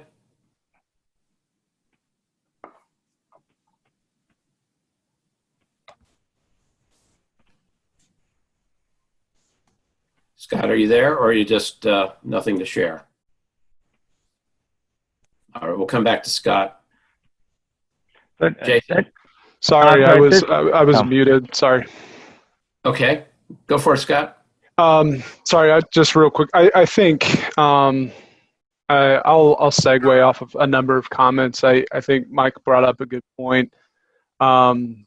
Looking at some more, I mean, I think this looking at some more creative options of how to more tactically use existing paved space as the infill opportunity, I think makes a lot of sense. I think there was a comment earlier about old Reston versus new Reston, and I think our role here from a design point at this kind of preliminary concept stage is to make sure those blend together as seamlessly as possible, preserving trees, preserving public space. And I don't think trees or public space can only be the privilege of old Reston. I think it has to exist in new Reston as well. So I too would urge kind of a second look, and I think looking a little closer when it comes to the stream, topography, density, the relationship of massing of public to private space, I think of the buildings in the development. But yeah, that's all I've got. Thanks.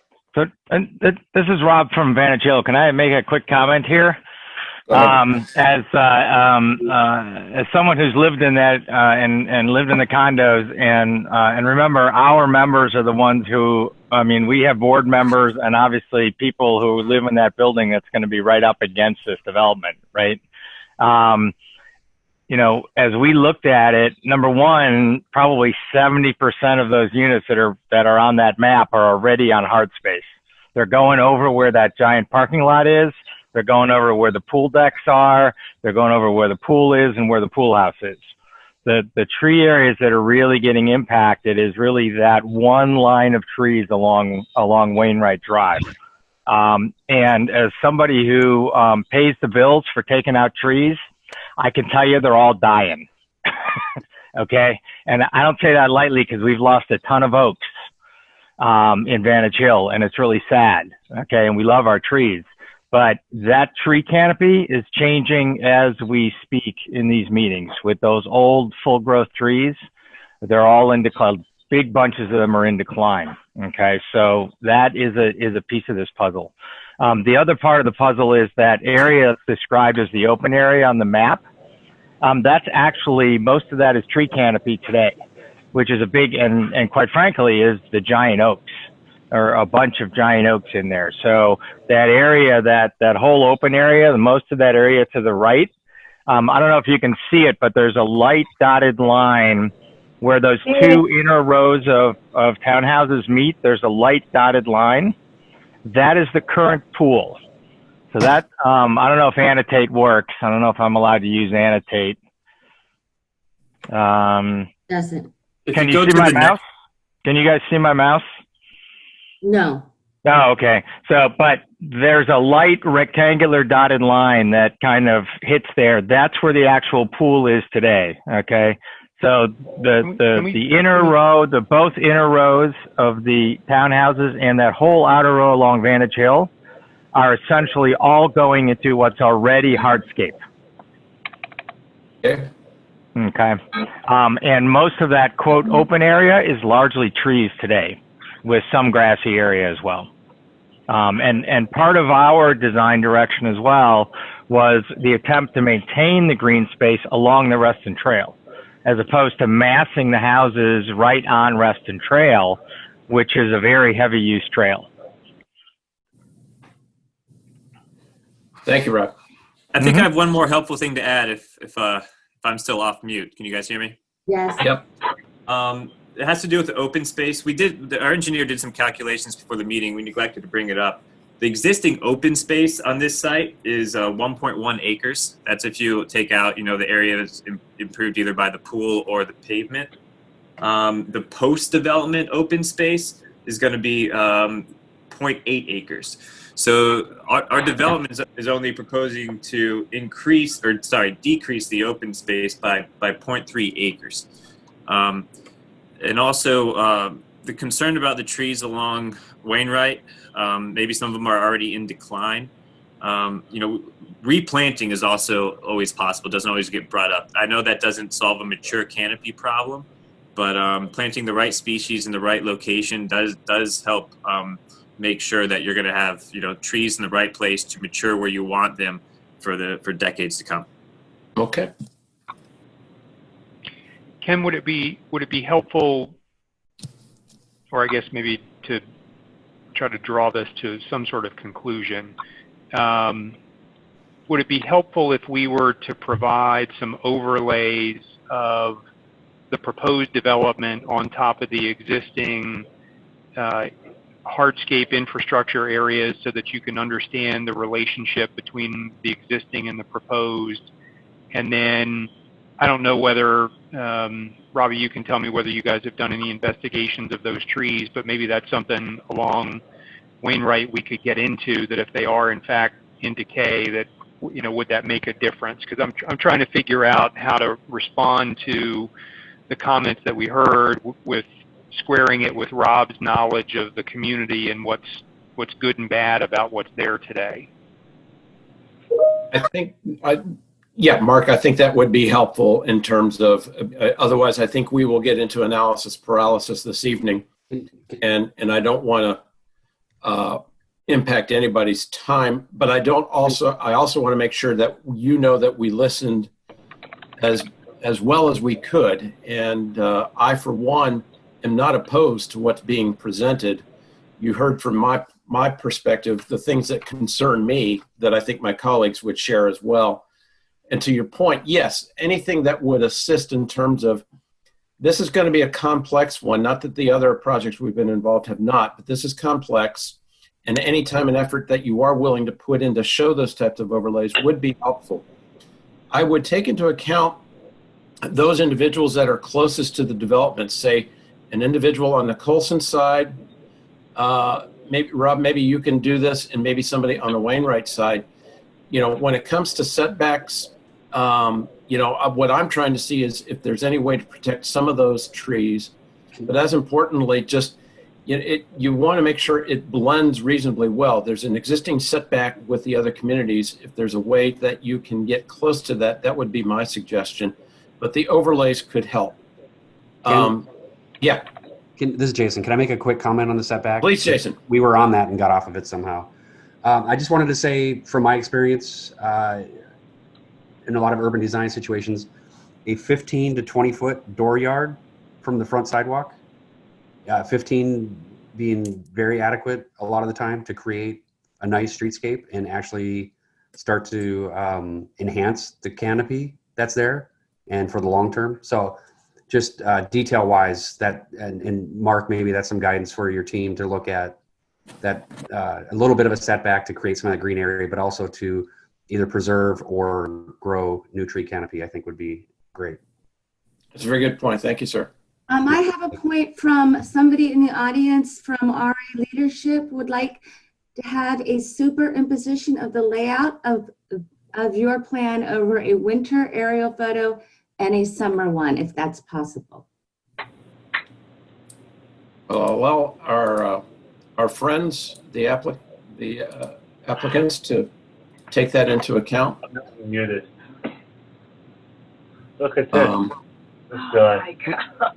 We can look into that. Okay. Backdrop, because it's kind of weird on. Oh yeah. You know what? Yeah, that has to be it. You're right. You're right. Okay. And Bruce, any thoughts from you again? I repeat that this is not an urban situation. I wouldn't apply urban standards. I would apply our guidelines, which whether they should be changed in the future to address other circumstances for infill, that's a different question. But the current, I do not see this arrangement without some significant changes being acceptable under our guidelines. Okay, Bruce. Karen? I think if there's any way that can be developed to have these rows from looking so much as a straight, rigid wall with no penetrations and no ins and outs and no, when I look at it, it just feels, it feels like what we're getting in the the Dulles Toll Road areas, and those are what they are. But it just feels like it's just too much of a straight line, and with no breakup or no architectural ways of making it more friendly to walk along, even. Thanks, Karen. Sanjay, anything? I think it's been brought about that the setback is a critical aspect of how it confronts the road. I would just like to see if there are better solutions, many of them just been suggested, where the new development is more in harmony with the existing, albeit certain aged landscape. But nevertheless, I think it sort of stands out a little too much for comfort. So any ways, means by which either a reduction in the numbers, by playing around with the facade, by using the hardscape that exists and leaving some of the green aside, a combination of those aspects, I think, would certainly help to further this project. Thank you. Did I miss anybody? I was checking off. Any of our colleagues that I missed? I believe you've got everybody. Okay, thank you. Mark, I think you've heard what we can provide. I know that this was a presentation of the concept. Like I said, we would welcome the opportunity to continue the dialogue. I hope you heard enough to perhaps come back with a suggestion that you made about overlays and see if you can take into account any of the cues that we gave. and go from there. Okay. Thank you very much. Appreciate your time. Oh, thank you for your time too. Yep. Thank you all. And thank you everybody that was involved in this. Appreciate it. Thank you. Thanks. All right. If I may, it's already a little past 9 o'clock. Let's move on to item F unless somebody objects. Purple Beach Drive. And if you are... But this is Hello. an addition. All right, so this was, Are you unmuted? yeah, I'm unmuted. I hope so. I'm All right. talking. Who's speaking? We are now. Okay. Okay. I don't know if someone else is speaking, so, but good evening. My name is Jane Talbot, and tonight I have with my husband Ernie Page with me as well. But I didn't. And also online, and I think he's been in and out, is Sean Nasmanian from Michael Nash Design and Build Homes. So he's been online as well. We've been working with him to put this proposal together. So he's here if we have questions. But, Wonderful. I'm also, so there's that. I'll move on. That's somebody else. Okay. So we moved to this house in 2000, and we love living in Reston. And with this decision to add on to our house, we'd like to retire in Reston. So basically, we're making changes to the house so that both to help with some of the storage issues, but also so we pursue some of our hobbies into retirement. We want to be able to provide a workshop, build an art studio, as well as add an office. So our addition is summarized, I think, in words on page 20, I think. In there, we summarize it in words. So the addition is in several parts. So the first part is an extension of the northeast exterior wall of our home. So if you're looking at the house from the street, it's on the left side. We want to extend the house 10 feet all the way down. So the first 20 feet of the addition is going to be at the garage level, and it will serve as a workshop. So it's going to share a wall with the garage. It's going to be set off by about 2 feet back from the edge of the garage, and it goes back. Behind that workshop, on the level of the main house, we're going to continue that 10-foot extension, and it'll allow for addition to our laundry room and our dining room. And so it just basically, add 10 feet to the left side of the house. The second part of the addition includes an extension to the back or the rear of the home, which is adjacent to our master bedroom. And this 20 by 10 foot space will serve both as walk-in closet as well as an office. So in addition to, this addition will affect the current deck. So this proposal also includes a new deck as well. Reconstruction of the upper deck. Yeah, reconstruction of the upper deck. We're leaving the lower deck in place. And then finally, the proposal also includes, we're going to redo the roof as well. There's nothing special about that other than addressing the new areas and the new roof lines. We need a roof, so we're going to do this at the same time as well. So we brought this proposal to the DRB, or we handed the proposal in March, and of course COVID happened. Our proposal was reviewed by the DRB in a virtual meeting on April 28th.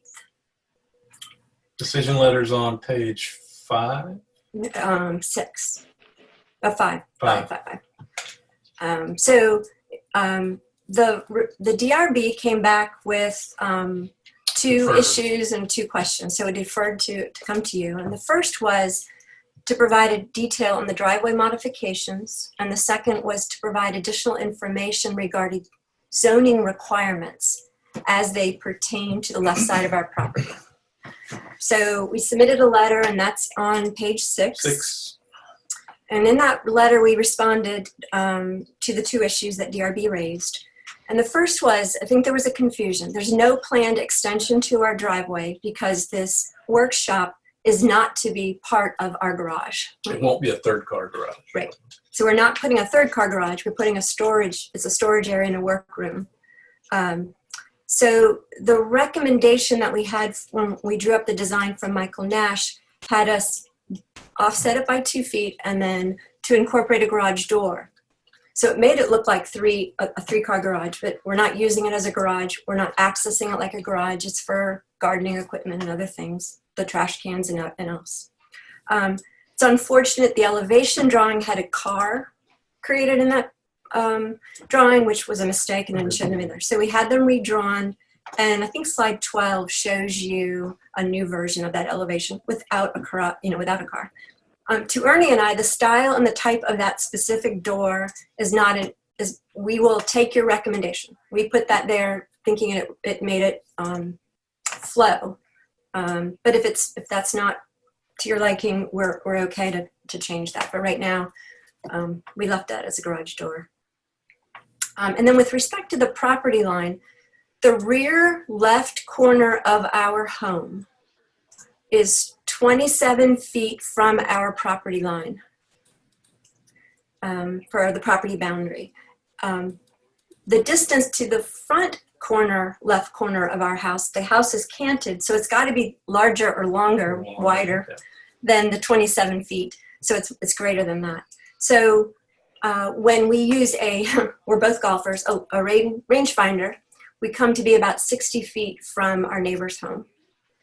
So if we have a 10-foot extension, we will still be 17 feet from our property line at that point. Right. She's on those photos now. 15, 16, 17, 18 shows you effectively the distance of the extent of the addition, which will cover a mulched area. It won't affect any of the trees that exist between the two properties. The best view of that's probably slide 15. You can see there's some large growth trees. None of that will be impacted by the addition. And so that concludes the summary. Let me ask, who was on the panel for this? Ooh, I wasn't told. The letter does it came, say in slide 5? And I'll get the letter. That was Nick. And that's me, Ken. I was on the panel for this one. Okay, thank you, Sanjay. And it was Nick as well? And Nick. Yes. Yeah. Okay, Sanjay, so your primary concerns were? Yeah, so my primary concern was, which I think they responded to at this point, is the impact of the setbacks. Again, what the distance is from their property line. It wasn't clear before. And I believe the distances are adequate at this point. The other concern I had was about the appearance of a 3rd-car garage and that there was no corresponding driveway or pavement drawing associated with it, because the elevation showed a 3rd car in that new location where they actually are saying it's a workshop. It did. So that also seems to have been clarified at this point. Going forward, I have just one comment to make. I'm okay with all the other expansion they want to do. My only comment is, and I'd like my colleagues here to chime in on that, is the appearance of the 3rd door on the addition appearing to be same as the garage door, with no driveway or hard pavement leading to it. It would look rather strange from a distance. It may give the appearance of a 3-car garage, but as you approach it, it would look rather strange that a garage door has no hardscape in front of it. So my suggestion would be one, either to make this more of a solid appearance and have the door for any of the landscaping equipment or whatever they want for on the side, or a smaller door on the front. I just would hesitate putting a door on the front because that may sort of clash with the main entrance door. So a door probably on the side may be better, but I would leave it to them to. I would be okay either way, actually. Yeah, we would be pulling trash cans and side doors just fine. Yeah, things in and out of it. So there would be a walkway, but there wouldn't have been a driveway. But understand. Lisa, can you do me a favor? And what items do we need to be reviewing for this evening? Just to clarify, I'm looking for my file, but I can't pull it up fast enough. Page 5 was the letter that was sent to us. Yeah. It's just that the fact that there is no driveway extension. And Okay. Yeah, and that Left-hand side of the property zoning. Yeah, the setback. Okay. Let me go around and ask my colleagues their thoughts on this if they've had a chance to review the material. So let me put the first one on the spot. Michael? Yeah. So I have a couple questions about it. Put my list here. The first thing is that I've noticed that you guys are wanting to put in white vinyl windows in the addition. I noticed that you guys have some white vinyl on your house, but the majority of your windows are kind of like a grayish blue. We paint them. Am I correct? They were vinyl painted. They're vinyl painted. So are you gonna paint these to match the existing windows? Yeah, everything's Okay. going to match the current setup. There's a couple there that are white. I just wanted to make, I see on the front that there's a couple that are white now, but those will be painted. Yeah. Everything will be painted to match. Okay, that's one thing I wanted to make sure. The new deck railing that you're proposing, there's still an existing deck railing down there that does not. Now it's going to be, you're going to have two different styles of deck railing. Have you guys thought of just replacing that little bit of lower deck railing to have it all correspond? We would like to, after we finish that deck, add a patio area and then address that, but we would do it at a second phase, if you will. So yes, the plan is almost to go to a patio and get rid of that railing. Yeah, but it's not in this phase. Okay. Yeah. So we left it as it was for safety reasons, but knowing that we were going to fix it. Okay. And then you addressed my one concern about the roof. It sounds like you're replacing an existing, which is good. You're going to replace all of it. Yeah. And then the only other thing I had, so if you kind of look at your house, you have this existing single gable that has the clear story that goes above, kind of faces the street, and you're extending that, and I appreciate that you're continuing that. What I worry about is that you don't, from my initial viewing, is you don't have any siding on the front of your house, and what the front elevation is showing right now is that you're actually going to have siding on this garage, this new garden shed or garage door that you're going to have. There's going to be a little bit of siding. And I was wondering if there was a way we could do the stucco in the front there and wrap it around the side, just exactly how your existing garage is now, and then only side the actual box that floats kind of above that stucco. Slide 24 is what he's talking about. You can see the stucco comes back to where the heat exchange is, and then it's siding there. Right. Certainly we can talk about Is there a way that you can mimic that on the side? Yes.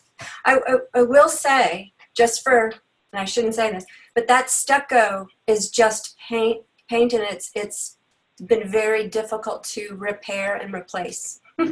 All the houses in our area are dealing with that. So it was my interest to move away from that, but if that's the direction, then we would keep it. Well, I guess it's not a deal breaker one way or the other. Maybe it's just the front facade. Maybe just to turn that to be the smoother, just to coincide with your front facade, and then the side of it can move to the paneling. Are you guys going to go with a wood T111, or are you going to do the fiber cement? It's wood. Wood, I believe. It's wood. Okay. Yeah. So I mean, they're both materials that need maintenance. So I think either it's not going to hurt me one way or the other. I just think the front elevation though really wants to keep it kind of consistent going across. So those were my only concerns that I had. Got it. Thanks, Michael. Scott, anything? No, I don't have any questions or objections. That's fine. Dan? Same. I don't have anything. Jason? Nothing new. Karen? Hello. Nothing? All right. Sanjay? I'm good with this. Thank you. Bruce? Just a clarification. I was in agreement with Sanjay's notion about the door.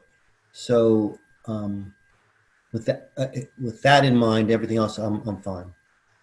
So I think the plan is going to be to have a door on the side and not on the front. Is that correct? So what would be on the front if you're going to remove? I don't mind the look of the three-car garage. I think it looks fine. I don't necessarily. I think that would look better than trying to just maybe put a window in there or something. That was the recommendation from Michael Nash. Was aesthetically that as long as we set it back from the garage, there's a little bit of a break in the visuals. And he recommended the same style door. We would also want to be able to have a walkway that would go down around the outside. We hadn't put this in the plan, but it could be that we could extend the driveway. Yeah. To be a walkway. Because you have that interlocking paver driveway now, right? So you almost If you could look just at slide extend 20, just look at slide 22. Yeah, you could. Yeah, that's what I'm looking at. You could almost just extend, even if it was a 4 or 5 foot wide section in front of there would that. be a symmetry between the way the walk and the third workshop door. Right. Yeah, I don't want to speak. I'm speaking more for myself here, but I think personally it would look better with a garage door, just to mimic your existing setup, and then just have maybe a 4 or 5 foot wide sidewalk that's done in the same paver to match your existing driveway. That way you can roll in and out your garden equipment, your trash cans, whatever you're going to be putting in there. And it still kind of looks like an expansion of the driveway without fully paving, a whole, Right. whole additional part of your yard, which we're always, trying to lean towards the other, keeping as much green as we can. Yeah. So Okay. I don't know how my other colleagues feel about that, but I kind of think that would maybe work more aesthetically with that side of the house. But well, I have a suggestion. Why don't we put a motion on the table, and if we can get it seconded, then we can have a discussion before a vote. How's that sound? okay, yeah, I'll motion to approve the application as submitted with the following amendment: to recommend a 5 foot wide sidewalk interlocking paver connection in front of the new garage door, and to recommend stucco for the front facade of the new garage extension, and then wrapping to siding on the side. And everything else in the application is okay? And then everything else is good. Is there a second? Second. Thank you, Karen. Discussions. Why don't I go around? Scott? No, I don't disagree with the motion. Nothing to All right. add. Yeah. Jason? Nothing new. Bruce? No question. Good. Thank you. Dan? I'm in favor. Thank you, sir. Karen? I did the second. Oh, thank you. Okay. Sanjay, we're back to you. Yeah, I mean, I would go along at this point, although I'm not personally too convinced that the third garage door would look appropriate because it is not a garage, but I won't hold that. Okay. Well, then what I'll do is, did I miss anybody? I don't think so. Then I'll take a vote. All those in favor of the motion as stated with the amendment, please signify by stating aye. And we may need to do a roll call. Aye. Aye. Aye. Aye. Anybody objecting? Is Yeah, anybody? Sanjay, you're objecting? Okay. Is anybody abstaining? All right, Lisa, I think we have the motion passed. Yep, got it. Thank you. All right. Very good. Thank you, everybody. And Good thank luck. you to the applicants. Good luck. Thank you. Thank you very much. Appreciated very much. Thank you for your time this evening. Thank you. Have a good night. Good Good night. night. All right, on to item G, Bright Pond Lane. Hi. Hello. Can you see us and hear us? We see you. Yeah. And we hear you. Great. All right. You want to tell us a little bit about your application? Yes. First, even though he's not on the meeting tonight, I wanted to give a shout out to Trevor Wright. He's been very helpful to us, and I think he's excited about this project as we are. We're trying to do something environmentally forward here. It's a relatively new thing, so I totally understand if you have questions. What we want to do is, it's called a Tesla solar roof. It is not panels. It is nothing like panels. These are tiles that some of them generate solar power and some of them are dummies. But if you look at them on a roof, you would never know which is which. So it's completely redoing the entire roof in a uniform fashion. And I sent Trevor last week, I hope they made it into the materials you have, some photos that the installer was nice enough to give us that show what the tiles look like up close. Yep.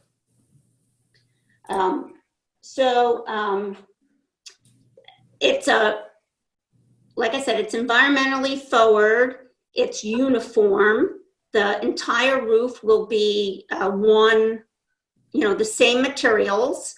The design that you're looking at that's on the screen now was set up by Tesla, but that doesn't mean there's tiles and there's blank spaces. It's just showing which tiles would be set up to generate electricity, but it's not like there'll be empty spaces in between. It's a uniform structure. Understood.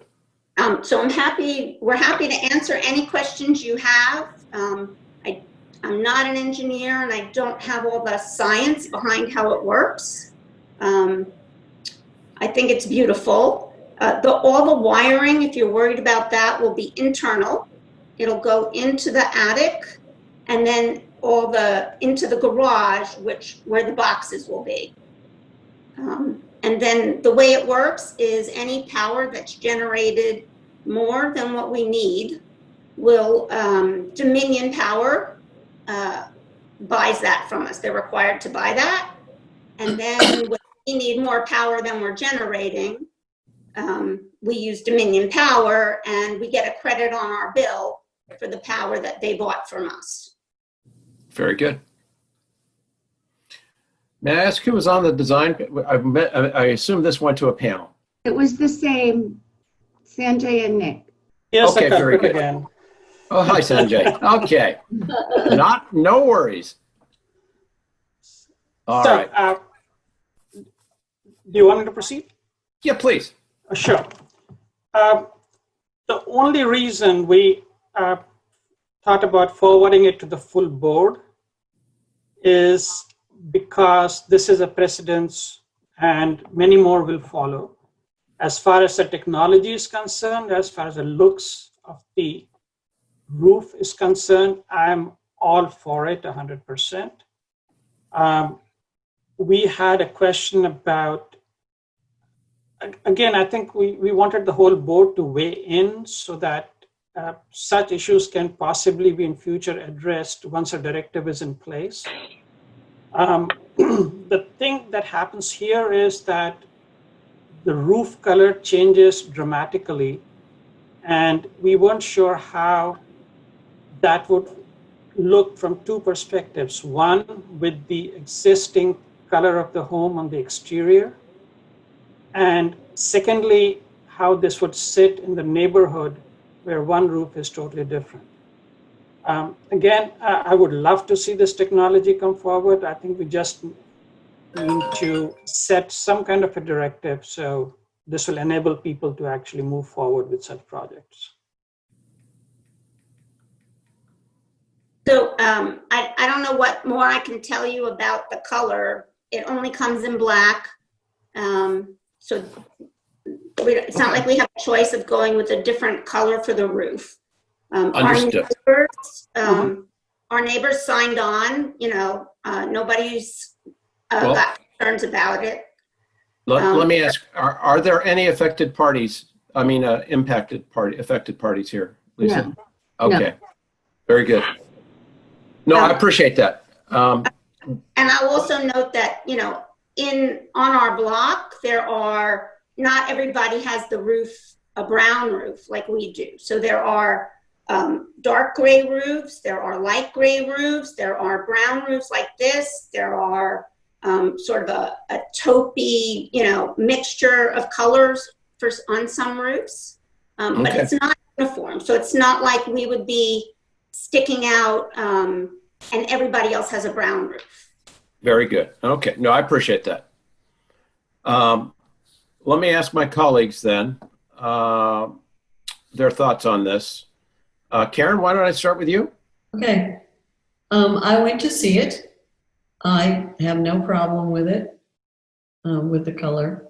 And I thought that in the neighborhood, that I didn't find it jarring in the neighborhood because the houses in that part of the development were quite different, and same in scale and set back at different angles. So I'm fine. Thank you, Karen. Dan? I don't have any major issues. I mean, I think the black and brown could be a little off, but I don't think it's so jarring that it's a problem. All right. Thank you, sir. Bruce? Fine. Okay. Jason? I'm fine with it. I feel like we did approve one of these one time on a panel, so I don't know if it's precedent setting or not, but I think it's a good precedent if it is. So, very good, sir. Michael? Yep. These are the solar panels I love, so I'm so happy to see them. These ones are integrated into the roof. They look seamless. I think it'll look great. I have lots of clients that are jealous of you and that you were able to get these panels because they're very hard to get in this area. So kudos to you for being able to get your kind of because you have a lot up there too. So. But I have no objections to the proposal. First for us tonight, Michael is okay with a solar panel layout. All right. Scott. This should be the mandatory one. I think this is fascinating. When I was reading through this application, I guess thank you for learning. I didn't know Tesla manufactured this product. So I'm really excited to see this and hopefully others in Reston. So good luck and no objections. Did I miss anybody? Sanjay, any final words? Because I appreciate you passing this up to the full DRB. I'm really happy that the entire DRB agrees unanimously on this. I mean, I'm all for it. But I just wanted to run it to the poll to make sure that since this is a major issue, I would love to have one on my house too as soon as I can. But well done. Yeah. Carol, we might have to look at that at Waterview down the road somehow. But no, I come from the technology sector, and this entity is quite a disruption in the industry. So it's fascinating to watch. And I think it's a phenomenal product. Very hard to get access to. So how you folks did it, you might want to spread the word. Maybe there's an article to be written. But what I'd like to do is, anybody want to make a motion? I'll make one. Really quickly? Please. Cam, go ahead. Where is the power wall going? That'll be in the garage. Okay, awesome. Thank you. You won't see it. Unless Thank you, you're in Cam. the garage. All right. And what? Who wanted to make the motion? I guess I can if you would like me to. Yes, you may. Go for it, Sanjay. So the board would approve this request as is, without any modifications whatsoever. Anybody care to second? Second. Was that Bruce? Yes. All right. Thank you, sir. All right. We have a motion and a second. Any further discussion? All right, I'll ask the question. All those in favor of the motion, please signify by stating aye. Aye. Aye. Is anybody opposed? Is anybody abstaining? Very good, unanimous. Welcome to the new roof. Will I be getting an email or some documentation? Yes, you will.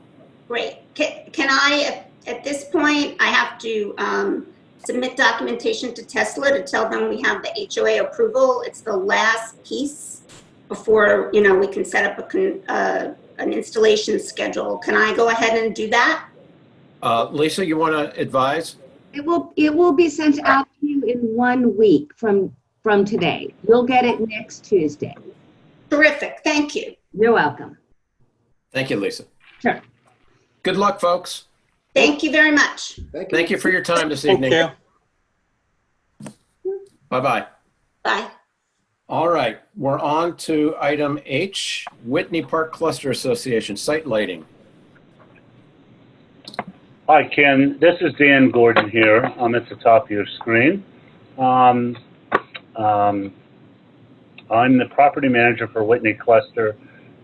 There is Marie Pepler, which you'll see a row below you to the right, and Mike Deese is the owner of Jomar Electric, who did all the technical legwork here and presented the proposal approved by the Whitney Park Board. And so he will be the technical advisor, so to speak, for the application. Right.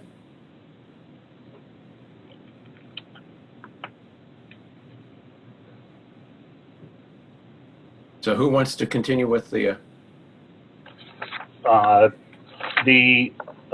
Marie, do you want to pipe in here, or do you want me to kind of lead it for now? Sure. I can chime in here. I'm the secretary on the board and here to represent, because that's how schedules work. And essentially what we're looking at is a full replacement of our lighting in our cluster. It is tall, it is out of order, the posts are all rusted and in terrible condition around the bottom. We as a board have been working on this project for an exceptionally long period of time, it seems. We've had it through lots and lots of board meetings. We've discussed it. We spoke at our annual meeting with our members that would have been last April, where we actually chose the individual light fixtures, had a lovely presentation from Mike. And we are, the funding's all set. We've had the reserve in place for a couple years to do this project because we knew it was coming up and was needed. So I'm happy to answer any questions if you have any. The replacement will be taking out these sort of square poles, lowering the poles, which we are all super excited about because I think they're not the right height and the light spread gets into our houses. Lowering the poles and changing the light fixtures to one that aesthetically matches the ones that's next to all of our front doors. So I think overall it's going to be a win-win: aesthetics, better lighting, better coverage in all of our car areas. So that pretty much sums it up. We're totally on board with this. And I guess Mike is here to answer any technical questions. I think I probably missed all of the fancy words that I'm supposed to say about photo light business. I have one thing just to mention for what it's worth. When I was going through the history and going through the files of the lighting at Whitney Park, this is going to be their third replacement of poles. The original poles were wood, and they were replaced by the current poles that were a direct burial steel, which, what I'm told, shouldn't have been installed that way because they literally have holes in them from being buried and instead of being put in a concrete footer at the time. But that's just a kind of a side note. It's unfortunate that this would be a third replacement, but they don't really have a choice. because of the condition of the poles. Mike, I'll let you continue on. Yeah, so, we've been repairing the lights out there for just over 10 years, and it looks as though a company installed a steel pole for a shopping center. Not really designed for a residential application. Some of them have holes and drilling in the top of the poles for other head configurations that weren't utilized. They just left the holes exposed. The height is just ridiculously high. It shines in some of the homes. It's all around, it's just a poor installation. And then added that, they're steel poles, and they make steel poles that are made for direct bury. These don't appear to be those. It appears somebody cut the bases off and just direct buried them. So a lot of them are eaten out, and a real safety concern at the base of the pole. Also, the height is just, it's not normal for a residential area. So we're trying to address the safety concerns and address the lighting so it more fits with the aesthetics of this property. So I think with all of this, we're addressing all that. Then there's also some of the circuits feeding the poles are fed with PVC through the outside on the surface. Be correcting that and installing it internal to the pole. The PVC is getting broken by landscapers, or it just gets brittle and breaks. So there's a lot of safety issues we're trying to address, and kind of be fair to the aesthetics of being a traditional home, and kind of fixing everything in one big shot. So yeah. All right, thank you. I would assume there are no affected parties in this. There was notifications per Megan Makosi asked me to send out to the various associations nearby. She told me which ones they would be. There were 8 of them. One, if I recall, was a commercial. And all this info was sent out to them with the DRB information. I got replies. I got a certified receipt from 4 or 5 of the 8 properties, but nobody had contacted me with issues. Okay, very good. Why don't I ask my colleagues, why don't I go around again, if I may? Karen, why don't we start with you again? Okay. I have just a couple of questions. The new poles are 18 feet? They're 16 above ground. 16 above ground, that was my question, and above grade, yeah. Yep. So, and then you're using the 25-inch fixture on top of that? Correct. And you're getting house side shields? Only for a couple. A lot of them don't require it at all. Well, you may not know until you actually get there. For sure. So, do you have any idea how high the other one is? Like what, 30 feet? they're like 25 foot above ground. Something like that. Which is quite a bit for a residential. Right, and you're getting you're getting 3,000 Kelvin fixtures. I think it was 4,000, but let me just. That's very cold. Yeah. I believe there's an option for 3K if that's what your preference is, but I think it would be your preference. So I would defer to the board. Me personally, which I don't live there, but Moonlight is 4,000 K, and it's pretty appealing as far as for exterior lighting. But it would really come down to to the preference of the board or yourselves. Okay. Yeah. I think anything else, Karen? Anyway, Is that it? I guess that's your decision, but I think for no, Karen, you're correct. We require 3,000 Kelvin. Yeah, you're you're right up the right alley. Yeah. Well, if I can add, the existing lighting is 4,000 K. It's 175 watt metal halide. Yeah, but it's metal halide. It's, it's a Yeah. totally different, and it's 25 feet up in the air. Yeah. Yeah. No, it's no issue. But yeah, for sure. The colder it is, the more glaring it appears to be visually. Okay. Jason? I don't have any questions. Michael? Yeah, so mine is just the 3,000 Kelvin is personally all that I've approved on projects, even for RA. The only time we step above that is a tennis court or a basketball court, and you guys don't have any of that going on. The only other question I had was, some slides I see that there's 17, and then other things that there's 18 lights. It looks like in the estimate you might be adding one additional light location. Is that correct? Yeah, there was an option if they wanted to address, the entrance, or there's kind of a dark spot.